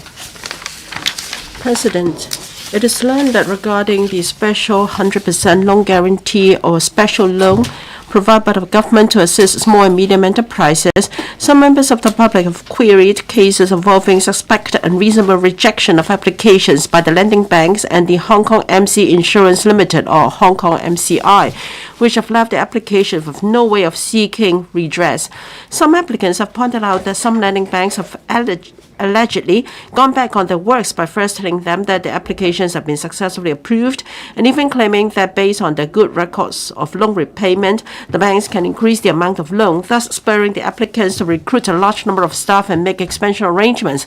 However, approvals for the applicants' loans are subsequently denied by the lending banks on the ground of HKMCI's rejection of the applications, with no reasons for the rejection given and no information on the corresponding parties or responsible officers, making the applicants feel that they have been seriously misled and even fooled.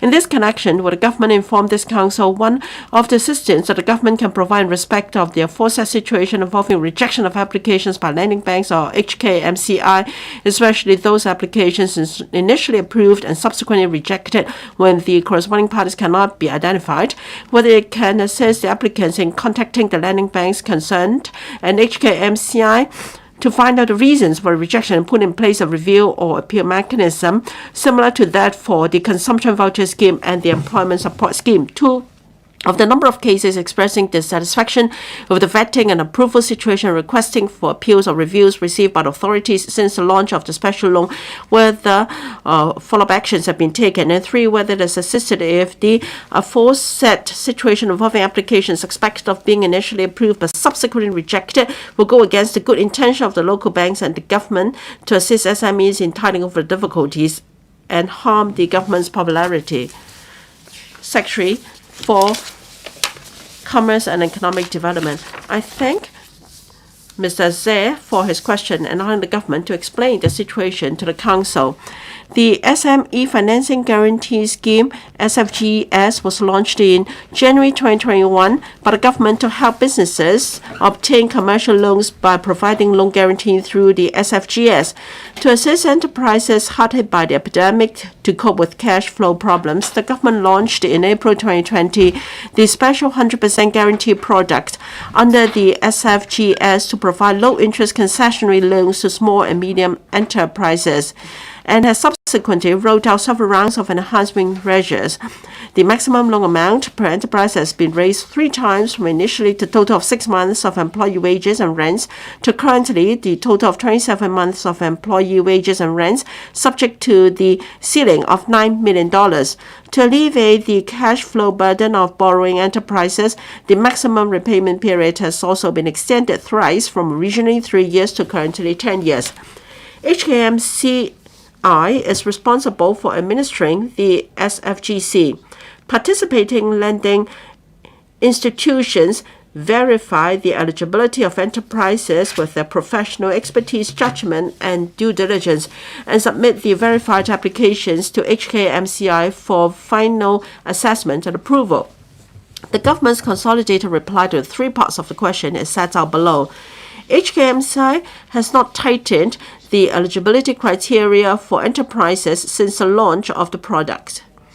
If any application involves an increase in loan amount, for example, an enterprise with an approved loan applies for a top-up given that it has not reached the maximum loan amount, the lending institution will reasonably request the applying enterprises to provide the latest documents of proof to reflect the latest business situation of the enterprise and ensure that it continues to meet the criteria. The lending institution will check the relevant documents and the eligibility of the enterprise and then submit the application to HKMCI for assessment and approval. During the course of application, even if an applying enterprise is unable to provide the necessary supporting document or provide reasonable response to the inquiries of the lending institution and HKMCI, the latter will still give the applicant opportunities to furnish the relevant documents or respond before making a final decision. For instance, since the launch of the product, rejected applications have been given on average more than 3 opportunities to furnish documents or respond to inquiries before they're rejected. The average processing time was 85 days. This showed that the current approval mechanism already provides applying enterprises with ample opportunities to make clarifications to lending institutions or HKMCI. It is therefore not necessary to establish a separate review mechanism or gather statistics on the number of cases that request a review. Lending institutions are the main point of contact for applying enterprises and are responsible for handling applications and responding to applicants' inquiries. Applicants can also direct inquiries to HKMCI regarding the SFGS and applications through its hotline and email. In the event that an application is eventually not approved, the lending institution and HKMCI will, upon request by the applicant or having regard to the circumstances of the case, provide reasons as appropriate. For example, it can be ineligibility, such as due to business cessation or adverse credit records, or inability to provide the necessary supporting documents.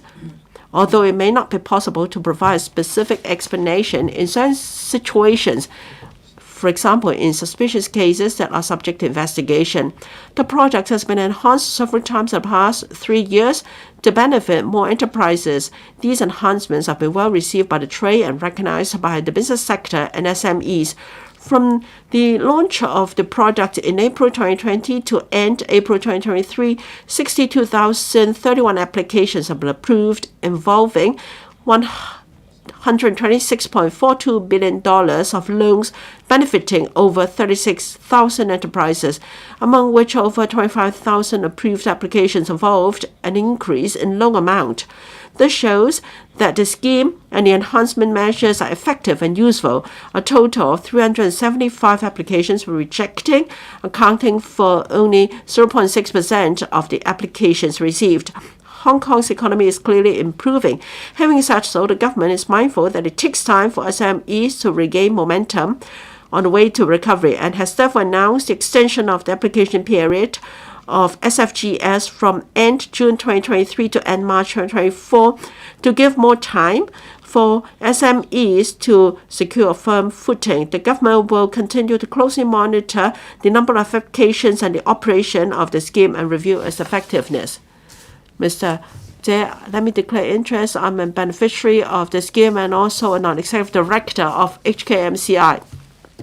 I think the crux of the matter is, of course, Dr. Wendy Hong and Mr. Hong Chen-sing asked similar questions related to the project, and this goes to show that this is a subject close to the heart of many. Now the question lies with the approval first and rejecting later, and also a lack of corresponding parties. Now, according to a reply, we have also put questions to the FSTB and also the CEDB. Now, according to the Secretariat, part of my question was regarded unnecessary and then scrapped. The question is, there exists a black hole. There are things that we cannot find out reasons. For instance, some cases have been told that they could raise their loan amount and then subsequently they were rejected and they had already expanded their business. That can be a case for judicial review. Now, according to the reply, there have been inquiries and responses to and fro, and therefore there is no need for an appeal. But then for consumption voucher scheme and also the other relief measures, there are similar situations, and they must have a contact point before they can find out. And then, according to reply, there are cases where investigation is required, and so no specific explanation can be given. Well, even so, I hope they can deal with it in a compassionate manner and let the applicants know the reasons behind that, because the whole plan is to provide relief to the community. These hiccups would damage the government's image, and will be counterproductive to the government's original intention. So what can be done to assist to those who feel aggrieved? Thank you. Secretary, I thank Mr. Dare for his views. I must understand the circumstances of the case before I can comment. As mentioned, some cases are under investigation. There are issues that cannot be disclosed here. If a specific case can be directed to us, then we can conduct an investigation to see how we can help the applicant and provide appropriate information to the applicant.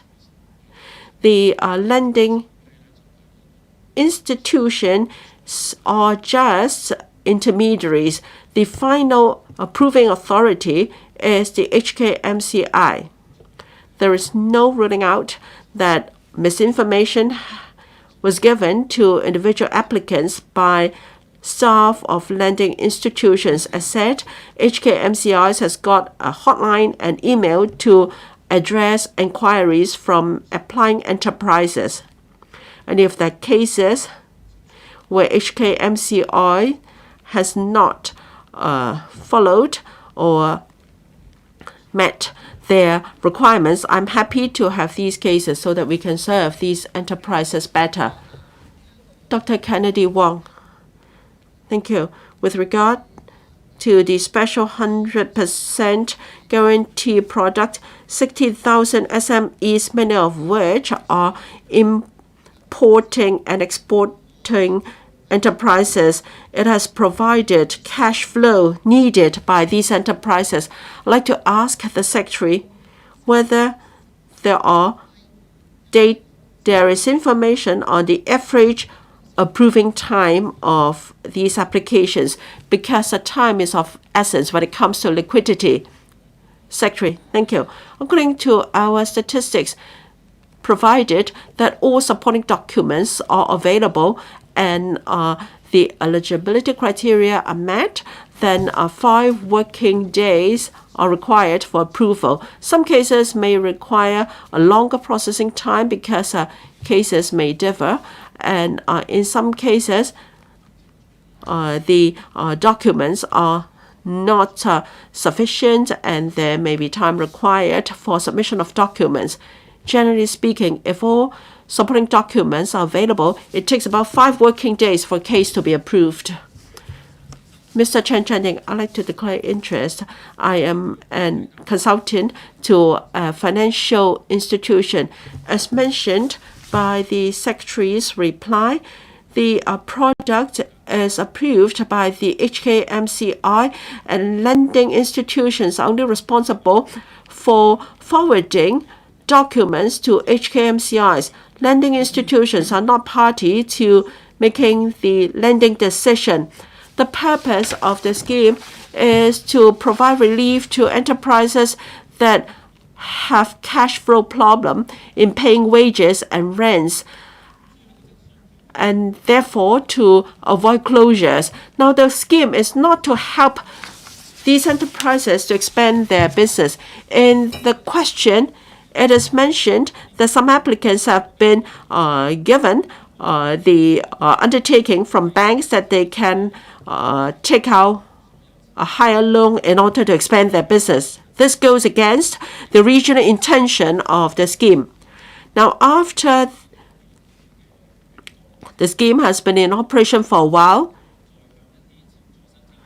has HKMCI or the lending institutions explained to potential borrowers in order to dispel unnecessary misunderstandings?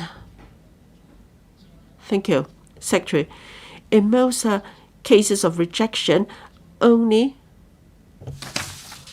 a small percent of them were due to a lack of sufficient supporting documents, only 2% of them. And for the remaining cases of rejection, they were due to other reasons. I think enterprises know full well what they need, and that is the wages, payroll proof of the employees, and also proof of their rent payment. And then so long as the business turnover is less than 30% of previous quarter. So the scheme is simple. There shouldn't be any misunderstanding.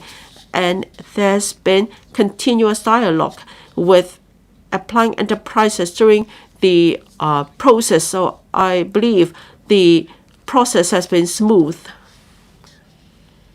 Mr. Lam Chan Sing, I believe the case has been useful in helping many industries, such as the cross-boundary coaches, the tourism industry, etc. Their business were almost brought to a standstill during the epidemic. However, they find it difficult to provide proofs of payroll to the employees and also payment of rent. Now, there was no business during the pandemic, and their coaches were parked in car parks. So it may be difficult for them to make applications. The processing time is also longer. I understand that there will be a special scheme to help the tourism industry and the cross-boundary transport trade. I'd like to know whether there can be more enhancements to benefit more SMEs. Secretary, thank you for your question. During the course of application, if enterprises have difficulties in providing the supporting documents, there can be concessionary measures. They can supply other documents in order to fulfill the requirements. As mentioned by Mr. Lam, there will be another scheme to support the transport sector. And the special 100% loan guarantee scheme also applies to the transport sector. They can also apply under the scheme. We keep reviewing the scheme to help enterprises to stay afloat, and before the end of the scheme, we will review and decide whether it will be further extended. Last oral question, Dr. Kennedy Wong. Thank you, Mr. President. It has been reported that following the proposal in this year's budget that the tobacco duty be increased starting from the 22nd of February this year, the price of each pack of mainstream cigarettes has risen to $74. On combating activities of selling duty not paid cigarettes or illicit cigarettes, will the government inform this council? 1. As it has been reported that the number of illicit cigarettes seized by the Customs and Excise Department, or CNED, was on the rise in the past 5 years, and 732 million illicit cigarettes were seized last year, representing an increase of 12.7 times over the 53.4 million seized in 2018, whether it has gained an understanding of the reasons and set out the number of illicit cigarettes seized by major place of origin. 2. As it has been reported that recently some lawbreakers first used a small quantity of assorted brand cigarettes from Southeast Asian countries for customs declaration and paid relevant taxes and excise duties to obtain the relevant import permit, and then took advantage of the loophole that no consignment of cigarettes was specified in the permit to smuggle a large quantity of cheap cigarettes with duty not paid, commonly known as cheap whites, into Hong Kong. Whether the department has noticed if the operation involved organized crimes, whether it has plans to plug the loophole, if it has, of the details, if not the reasons for that. And 3, whether the CNED will step up its anti-smuggling operations in response to the myriad tactics of smuggling illicit cigarettes and counterfeit cigarettes, and what effective measures are in place to prevent syndicates from recruiting distribution intermediaries, so-called agents, to peddle illicit cigarettes in the market. Secretary for Financial Services in the Treasury. Today is the World No Tobacco Day, and opposite occasion to discuss today's topic.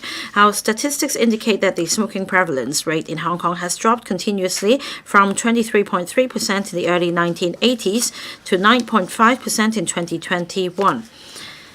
Revenue from tobacco duty has nonetheless been on a rising trend from $7.05 billion in 2019-20 to $7.9 billion in 2021-22, which to a certain extent reflects the effectiveness of our enforcement work against illicit cigarettes. Having consulted the Commerce and Economic Development Bureau, our consolidated reply to the question raised by Dr. Wong is set out below. 1. Tobacco products are dutiable commodities. They should be subject to tobacco duty according to the specified rates under the Dutiable Commodities Ordinance.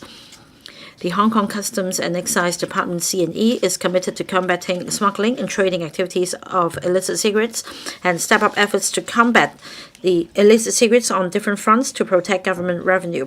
In response to the switch by syndicates to smuggle large quantities of cigarettes into Hong Kong by sea in recent years, the CNE has strengthened intelligence analysis and adopted the enforcement strategy of tackling cigarette smuggling at source. Such strategies have proved to be effective, and the cigarette syndicates were repeatedly intercepted when they were replenishing their supplies or re-exporting the illicit cigarettes to other overseas regions, resulting in a significant increase in the quantity of illicit cigarettes seized in recent years. In 2022 alone, the CNE detected a total of 28 large-scale imported cigarette smuggling cases involving more than 500,000 cigarettes and seized about 585 million illicit cigarettes, which represented an increase of 1.3 times and 2.2 times, respectively, comparing to the corresponding numbers in 2021. However, the Customs and Excise does not maintain a breakdown of the figures by origin in respect of the cigarettes seized, hence we're unable to provide the relevant breakdown. 2. There is no legal definition of cheap whites.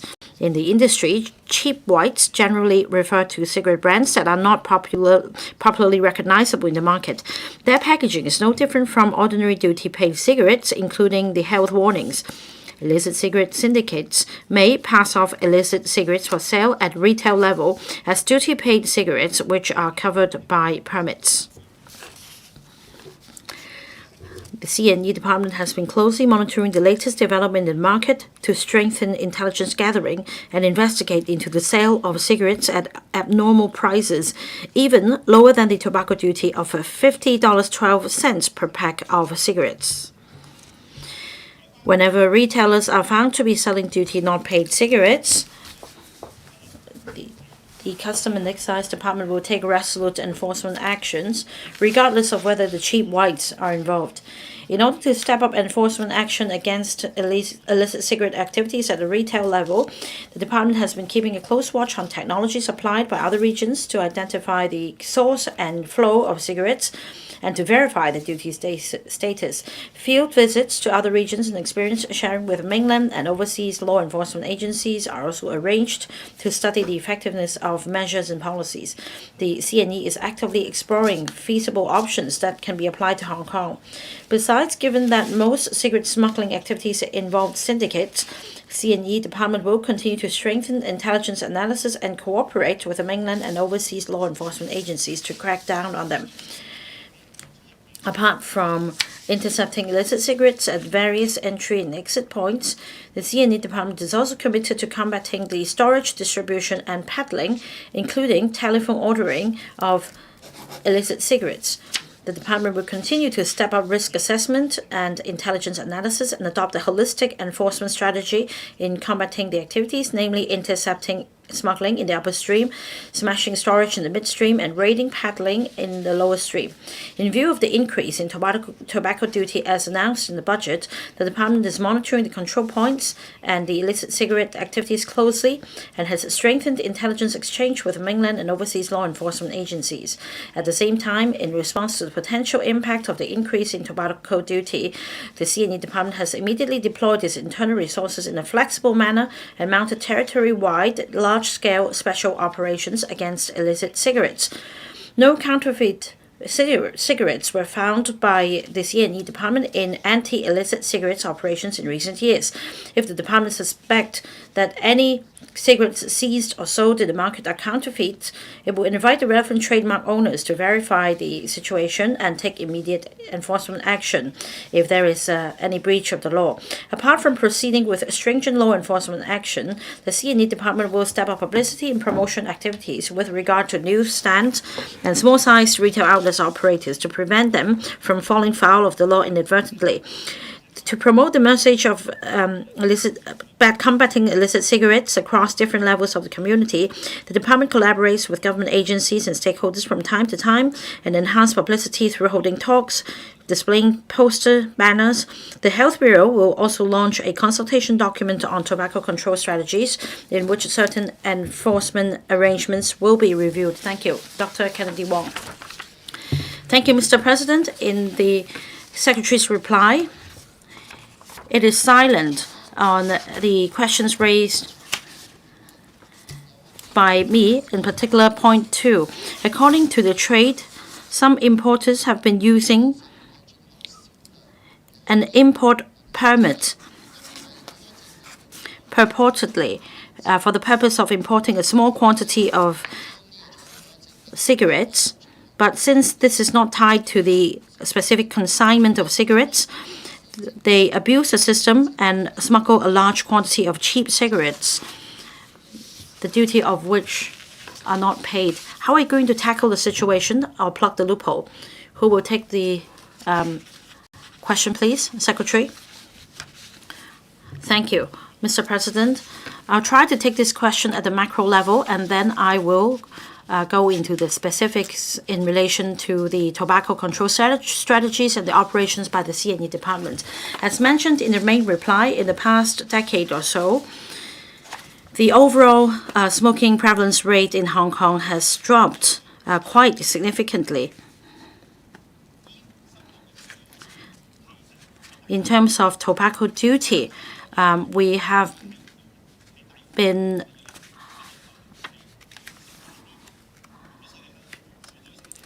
receiving tobacco duty at a rather stable level. So this shows that there is no a major shift from smoking duty paid cigarettes to smoking duty not paid cigarettes, because otherwise this will be reflected in the government revenue. Now, in relation to our future efforts in combating smuggling and combating illicit cigarettes in a holistic manner, from up, mid to downstream. Well, at the import level, at the wholesale and distribution level, we will step up enforcement effort to intercept illicit cigarettes. As to other efforts in order to stop our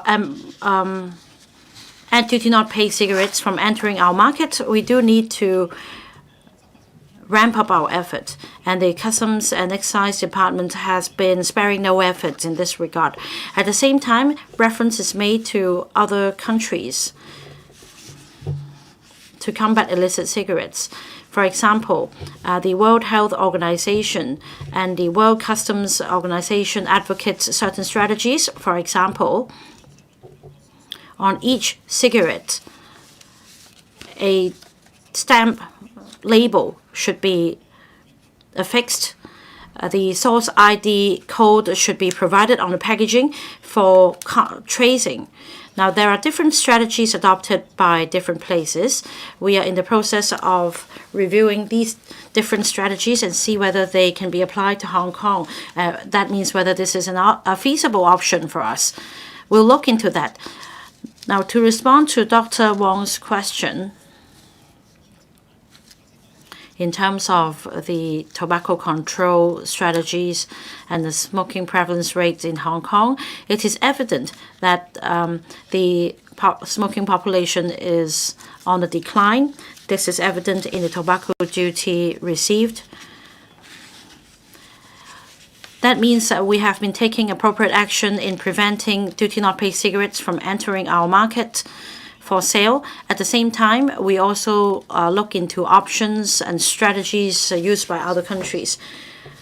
Dr. David Lam, in Singapore, now I'm talking about for duty paid cigarettes, a QR code is printed on each cigarette stick. In Australia. Back in 2012, they implemented a measure to ban packaging of cigarettes. That means they use only plain packaging. Will you adopt these measures, Secretary? Dr. Lam has rightly pointed out that there are different measures adopted by different countries at the distribution and retail level. We also have Undersecretary for Health here today in attendance to answer members' question. Perhaps I'll defer to her. Thank you, Mr. President. I thank Dr. Lam for the questions. We are also considering these options as mentioned. For example, whether QR code should be printed on the packaging of cigarettes. We also agree that plain packaging will help smokers quit the habits or prevent anyone from taking up the habit. So this will also be included in our public consultation exercise. Ms. Nixie Lam. Thank you, Mr. President. According to the relevant ordinance on the internet, no tobacco advertisements should be displayed on the internet. But some illicit cigarette syndicates, according to newspaper reports, have been promoting the sale on the internet. This relates to the surge in the sale of illicit cigarettes. Now, has the department allocated additional resources to combat the problem? Who will take the question, please? Again, Ms. Lam has put forward this very correct observation. On the internet, it provides an extensive advertising platform for illicit cigarettes. We do have a team to monitor the situation. If you come across such a situation, please do tell the law enforcement agencies. Mr. Lai Tong Kwok. I support the Secretary's reply. Indeed, today is the World No Tobacco Day. Smoking is harmful. Now, the government's policy is to impose a tobacco ban to safeguard public health. And yet, in the first paragraph of the Secretary's reply, the government puts priority to safeguarding and protecting government revenue. And the Hong Kong Customs and Excise Department works towards this goal in combating smuggling and trading of illicit cigarettes. This is a departure from the government policy. Apart from conventional cigarettes, some smokers nowadays also smoke e-cigarettes, which are equally harmful. In part 3 of the Secretary's reply, and I'm referring to the last sentence, the Health Bureau will review certain enforcement arrangements. Now, Secretary, will you join hands with the Health Bureau such that under the objective put forward by the government, the CNE department can be authorized to combat and raid the peddling of the various kinds of e-cigarettes smuggled into Hong Kong and available for sale with the same vigor as the CNE department has done in protecting government revenue. We take a multi-pronged approach, and we also have in mind the objective of safeguarding public health. Now, we also have other policy considerations. It is not a case of lack of coordination between different bureaus. We work in accordance with our policy portfolios and take forward the relevant measures. To answer the member's question, in fact, as you can see in the main reply, we have answered the members' questions on a number of points. First, we have been monitoring illicit cigarette activities and mounting operations to intercept smuggling activities. And at another level, we also consider tobacco control strategies, and that is why the Health Bureau is also in attendance to answer this question. We take a multi-pronged approach, including enforcement, publicity, education, in a holistic manner. As for our next step, are there other suggestions to further lower the smoking prevalence rate to safeguard public health? We'll be happy to listen to views. Mr. Holden Chow. Mr. President, I have a follow-up question on point 2 of Dr. Kennedy Wong's question. Can the Secretary tell us categorically the following? As it has been discovered that this import permit has been abused since there is no consignment of cigarettes specified on the permit to smuggle illicit cigarettes. Can you confirm whether this loophole indeed exists? I haven't heard any concrete reply from the Secretary. Can you just confirm that? Thank you, Mr. President. When I answered other members' questions, I did make a reply to this point.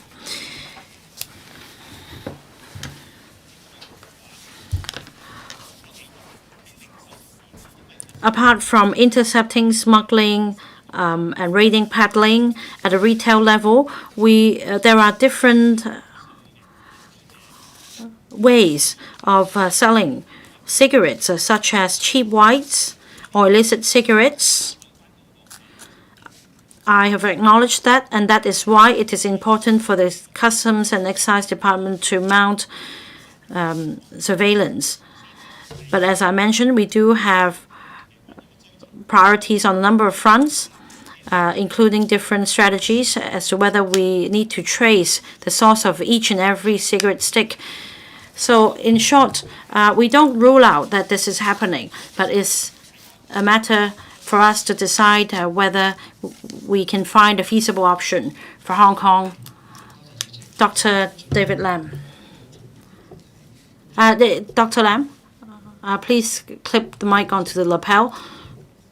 The Secretary just now said that basically syndicates are in control of the sale of illicit cigarettes. That's the same for e-cigarettes. Why is it that there is such a differentiation in terms of enforcement to combat illicit cigarettes and e-cigarettes? Because at the moment, the e-cigarette comes under the Tobacco and Alcohol Control Office. Why don't you authorize the CNE department to take enforcement action as well? In fact, there was a previous discussion in the council.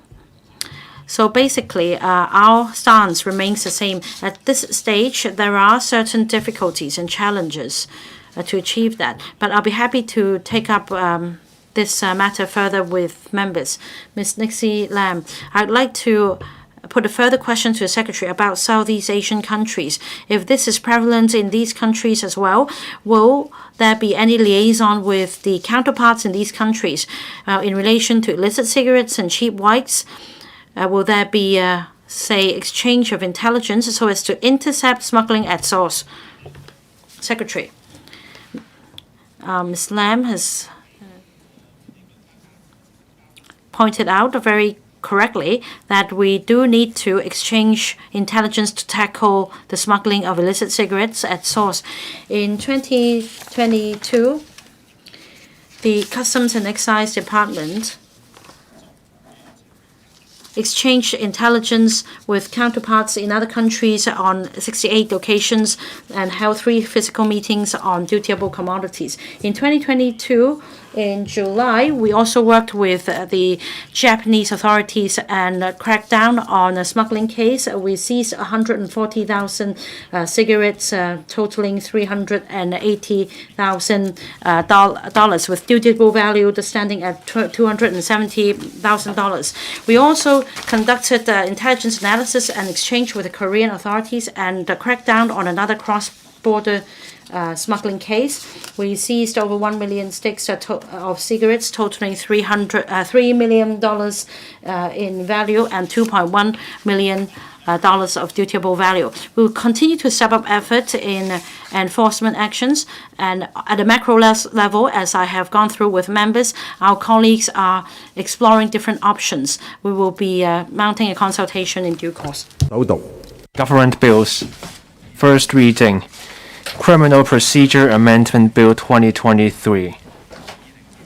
District Councils Amendment Bill 2023. Betting Duty Amendment Bill 2023. Second reading. Secretary for Justice. President, I move the second reading of the Criminal Procedure Amendment Bill 2023. I refer to the bill.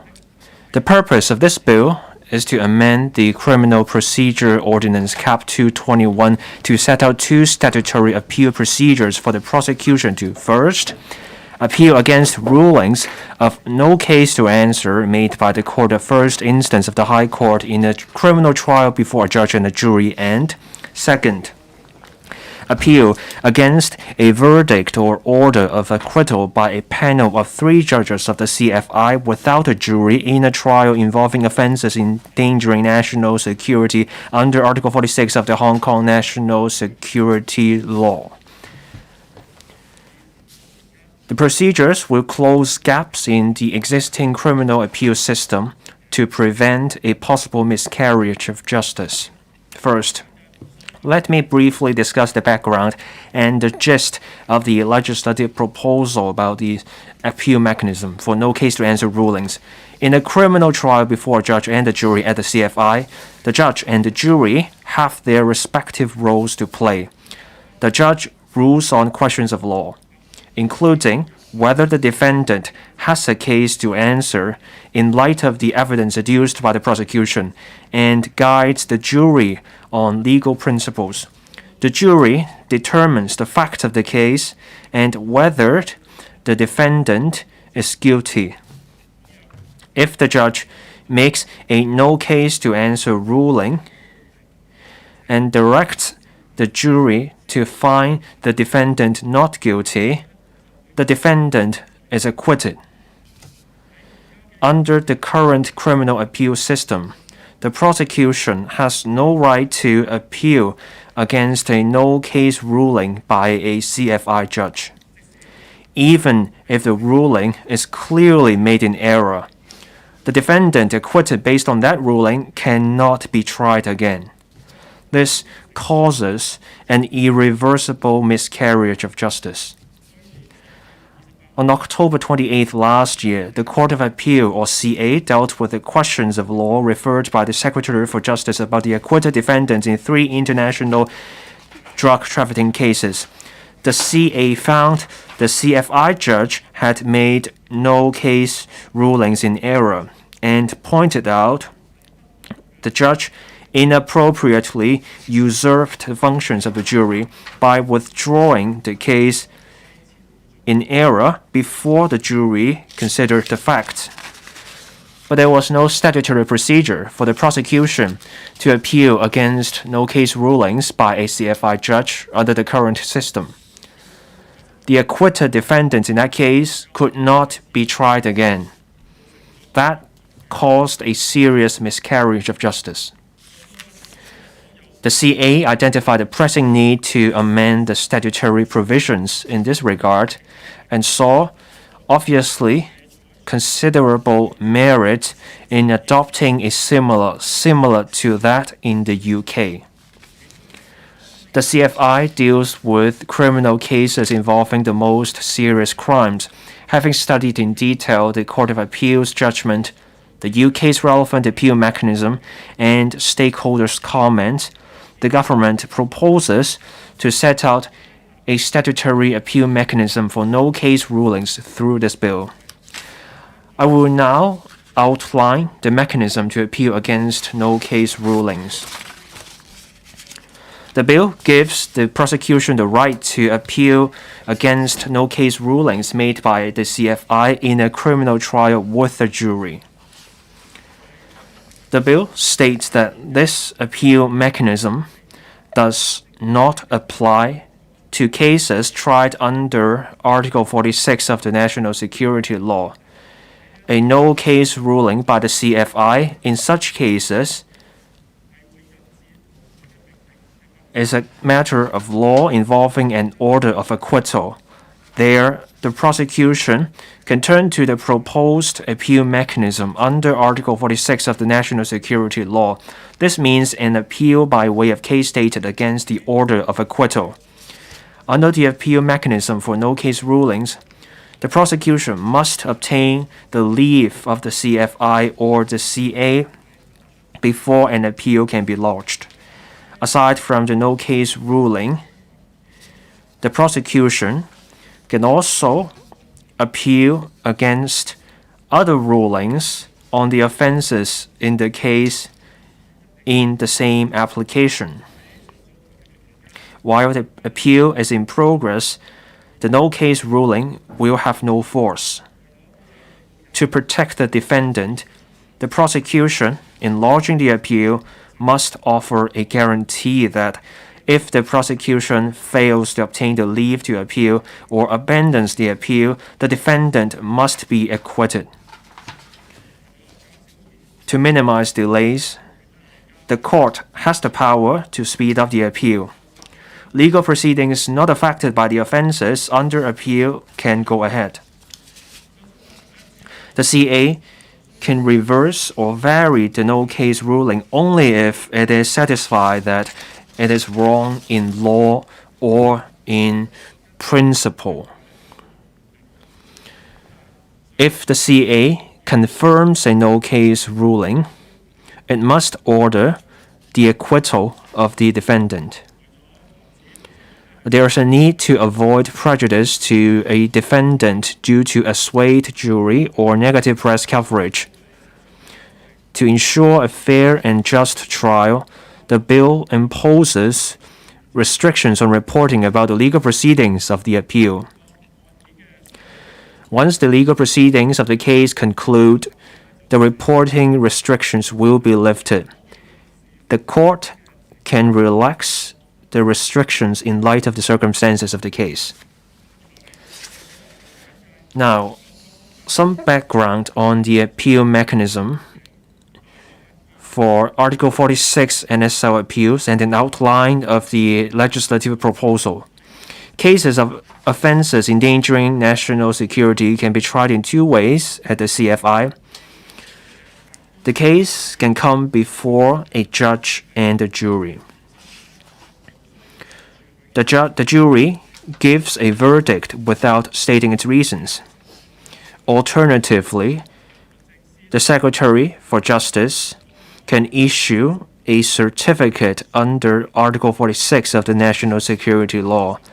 This way, the case will come before a panel of 3 judges without a jury.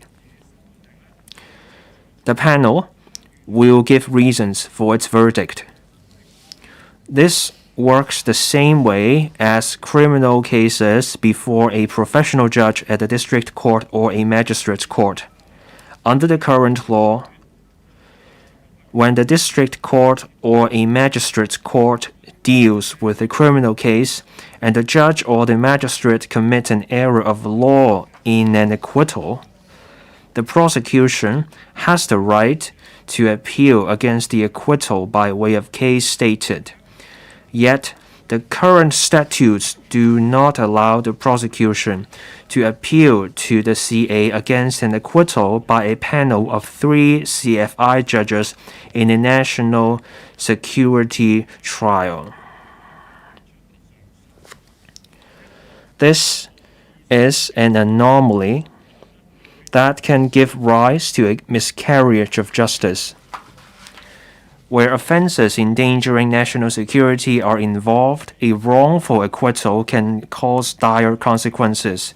To uphold justice and to enable the judiciary to duly discharge its duty under the national security law to effectively prevent, suppress, and impose punishment for acts and activities endangering national security, there is a need to give the prosecution the right to have the CA review the decision of the trial court and, where justified, rectify any errors of law committed by the trial court, including by reversing wrongful acquittals. The part of the bill on the appeal mechanism under Article 46 of the National Security Law is mainly modeled on the mechanisms for appeal by way of case stated under Section 84 of the District Court Ordinance and Section 105 of the Magistrates Ordinance.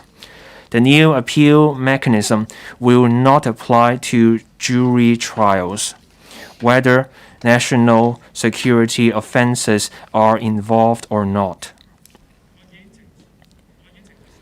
An appeal by way of case stated is restricted to questions of law only.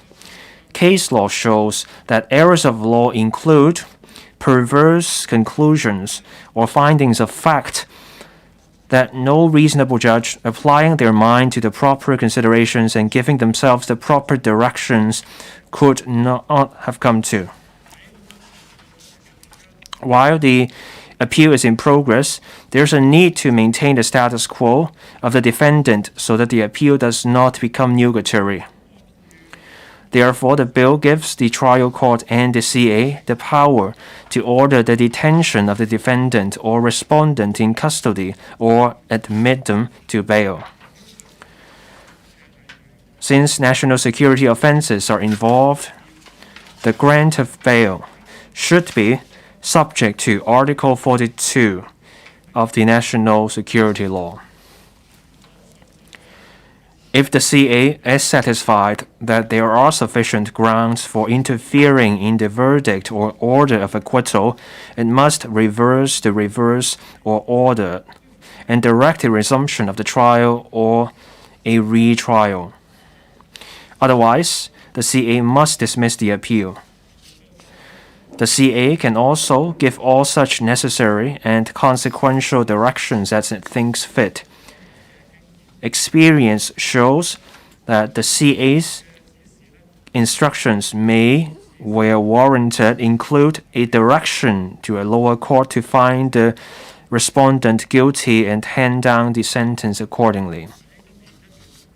In January and April this year, we consulted stakeholders on the mechanism to appeal against no-case rulings and to appeal under Article 46 of the National Security Law respectively. We talked to legal professional bodies and law schools. We also gauged the views of the panel on the administration of justice and legal services on these two matters in February and May respectively. On the whole, most respondents and panel members supported these two proposals. The bill seeks to set out two new appeal mechanisms of a procedural nature. The change will only apply to all rulings, verdicts, and all orders made after the amendment takes effect. The proposals will have no retrospective effect. The bill has no adverse implications for courts exercising judicial power independently and defendant's right to a fair trial. It does not contravene the principle against double jeopardy. I so submit. I urge members to support this bill. Thank you, President. I now propose the question to you that the aforesaid bill be read the second time. In accordance with the rules of procedure, the second reading debate is adjourned and the bill is referred to the House Committee. Secretary for Constitutional and Mainland Affairs.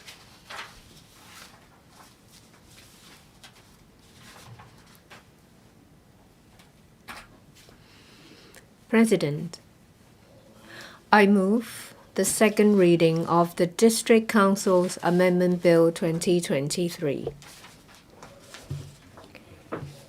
Since reunification, Hong Kong has been fully supported by the central authorities, and with the work of different quarters in our society, one country, two systems principle has achieved well-recognized success. We have triumphed over natural and man-made disasters. We have created a long-term prosperity and stability. However, the internal and external opposing forces don't want to see us thrive in stability or live in a place with the rule of law, freedom, and democracy. They've exhausted every avenue to smear, vilify, and hurt us. The anti-extradition bill saga in 2019 almost pushed us into the abyss. It was a time when advocacies of Hong Kong independence, black hat violence, and mutual destruction were rampant. Rioters ransacked, wrecked, burned, and killed. And they even tried to secede Hong Kong from our motherland. I'm sure that the memories we all had are still vivid, and the fear still linger. At the height of blacklight violence, these anti-China and Hong Kong elements used the loopholes in the district council election system to deploy despicable tricks and to politicize topics, concoct and spread rumors and misinformation, and to provoke the general public and stoke hatred towards the government in order to get votes and seats. After they have usurped the control of district councils, they engaged in acts that deviate seriously from the position of the district councils as a non-political organ as set in the Basic Law.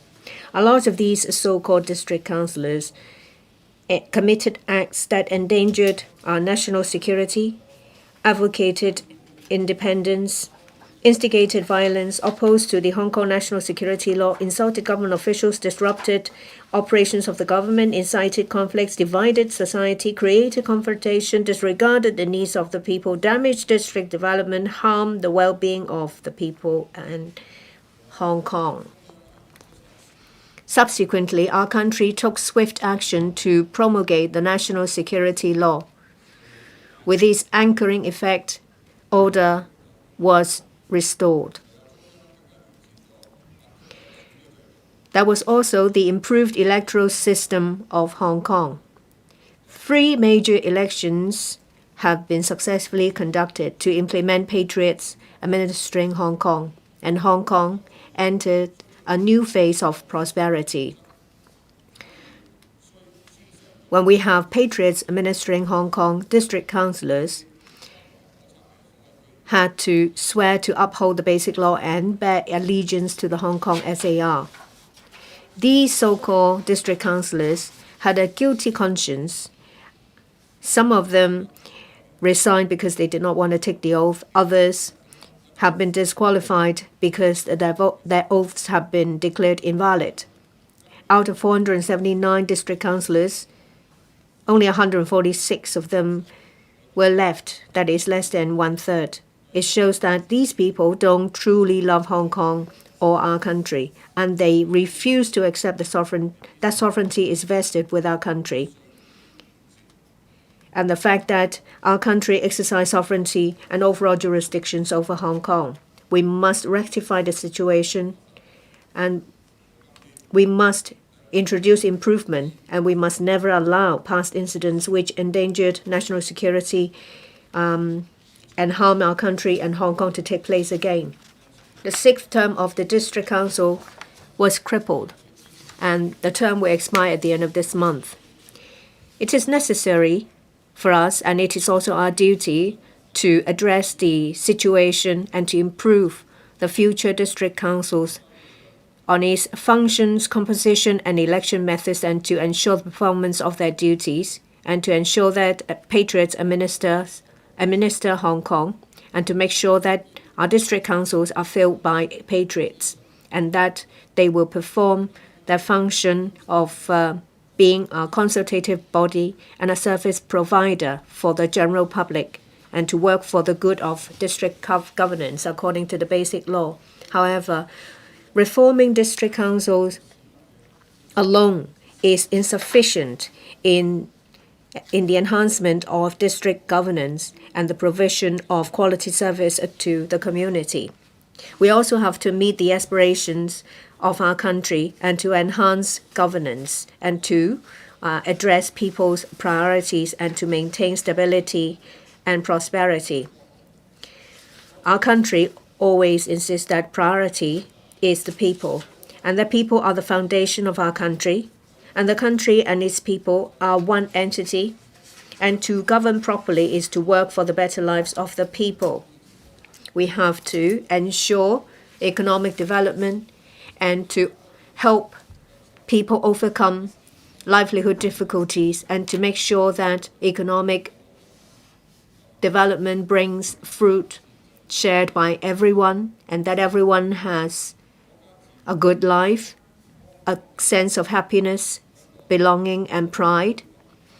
It's only then that our country will thrive.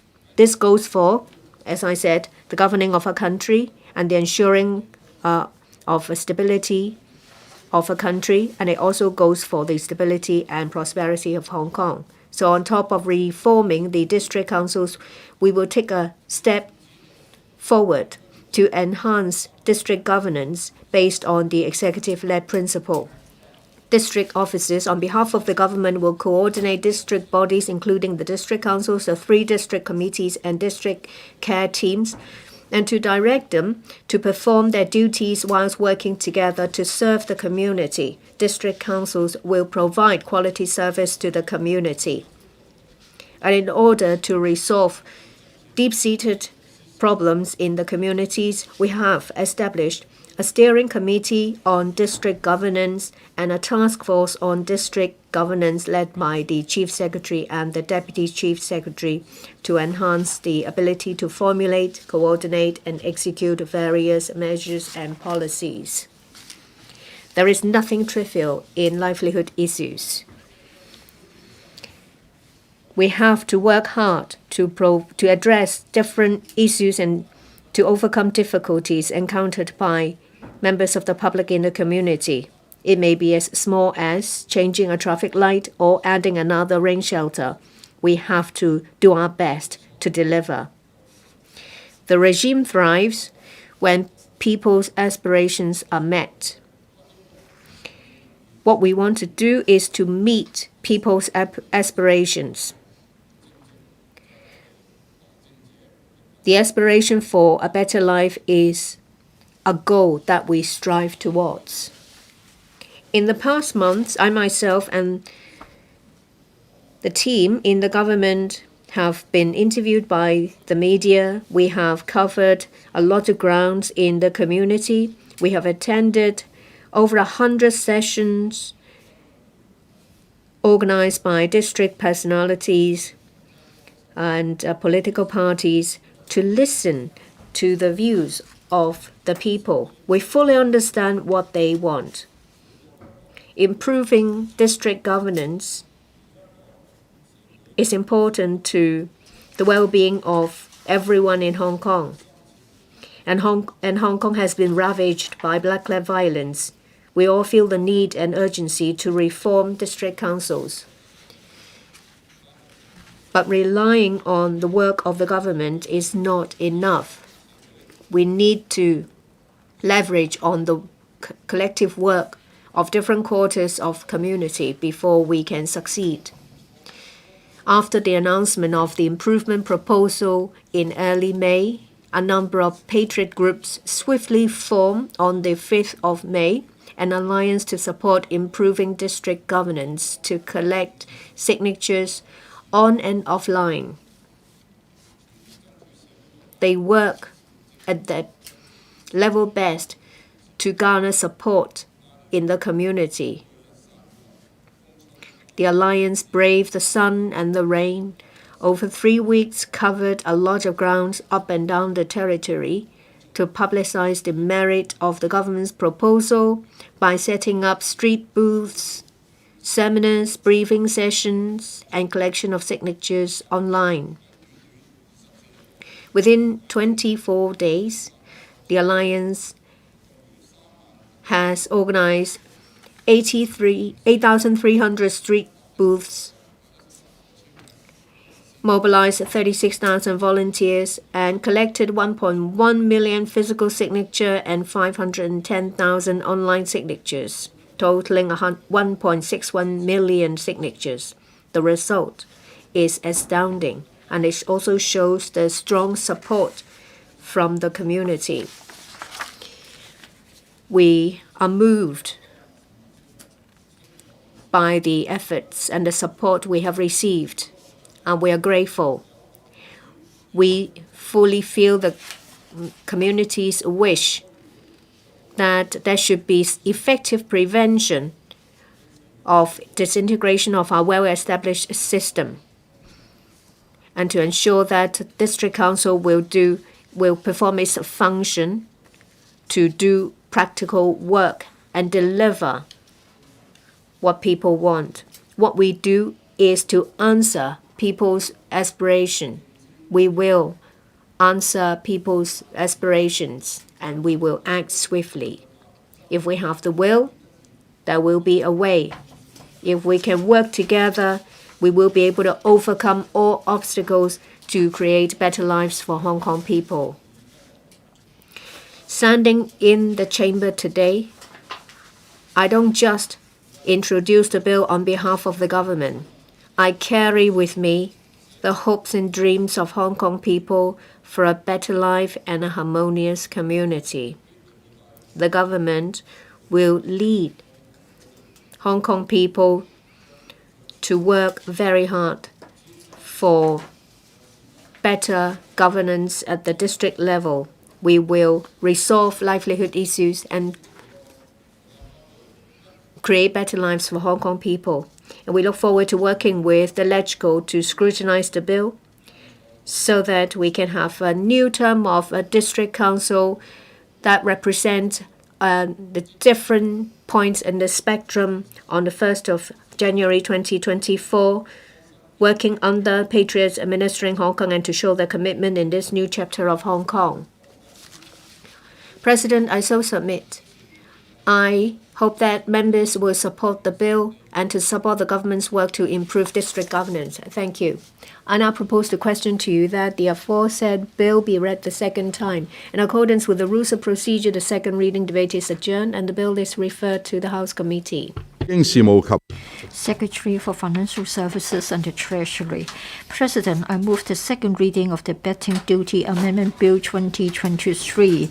The bill seeks to implement the proposal in the 2023-2024 budget in relation to the special football betting duty. In other words, starting from the year 2023-24, there will be a special football betting duty of $2.4 billion on the football betting conductor a year for 5 years to increase government revenue in the short term. Between 2023 to 2027-2028, there will be an annual special football betting duty of $2.4 billion to be imposed on the football betting conductor per year. The current betting duty rates are to be maintained. In other words, a total receipt of $12 billion for 5 years will be collected. In making the proposal, we considered a number of factors like the affordability and the external competition faced by the parent entity of the current football betting conductor, that is the Hong Kong Jockey Club, which promises not to reduce its commitment. The bill provides for relevant technical issues like the betting duty, the date of payment, and other related administrative arrangements. We have issued a paper. I appeal to members to support the bill. So I spoke so that we can have a steady income source. I now propose the question to you that the aforesaid bill be read the second time in accordance with the rules of procedure. The second reading debate is adjourned and the bill is referred to the House Committee. 香港科技大學修訂條例 Hong Kong University of Science and Technology Amendment Bill 2023, second reading. Mr. Rock Chen. President, first of all, I would like to declare myself as member of the University Council. I move the second reading of the Hong Kong University of Science and Technology Amendment Bill. The amendment bill has been gazetted on May 5th and May 12th of this year. The amendment bill does not relate to matters referred to in Rules 51(3) and 51(4) of the Electoral Rules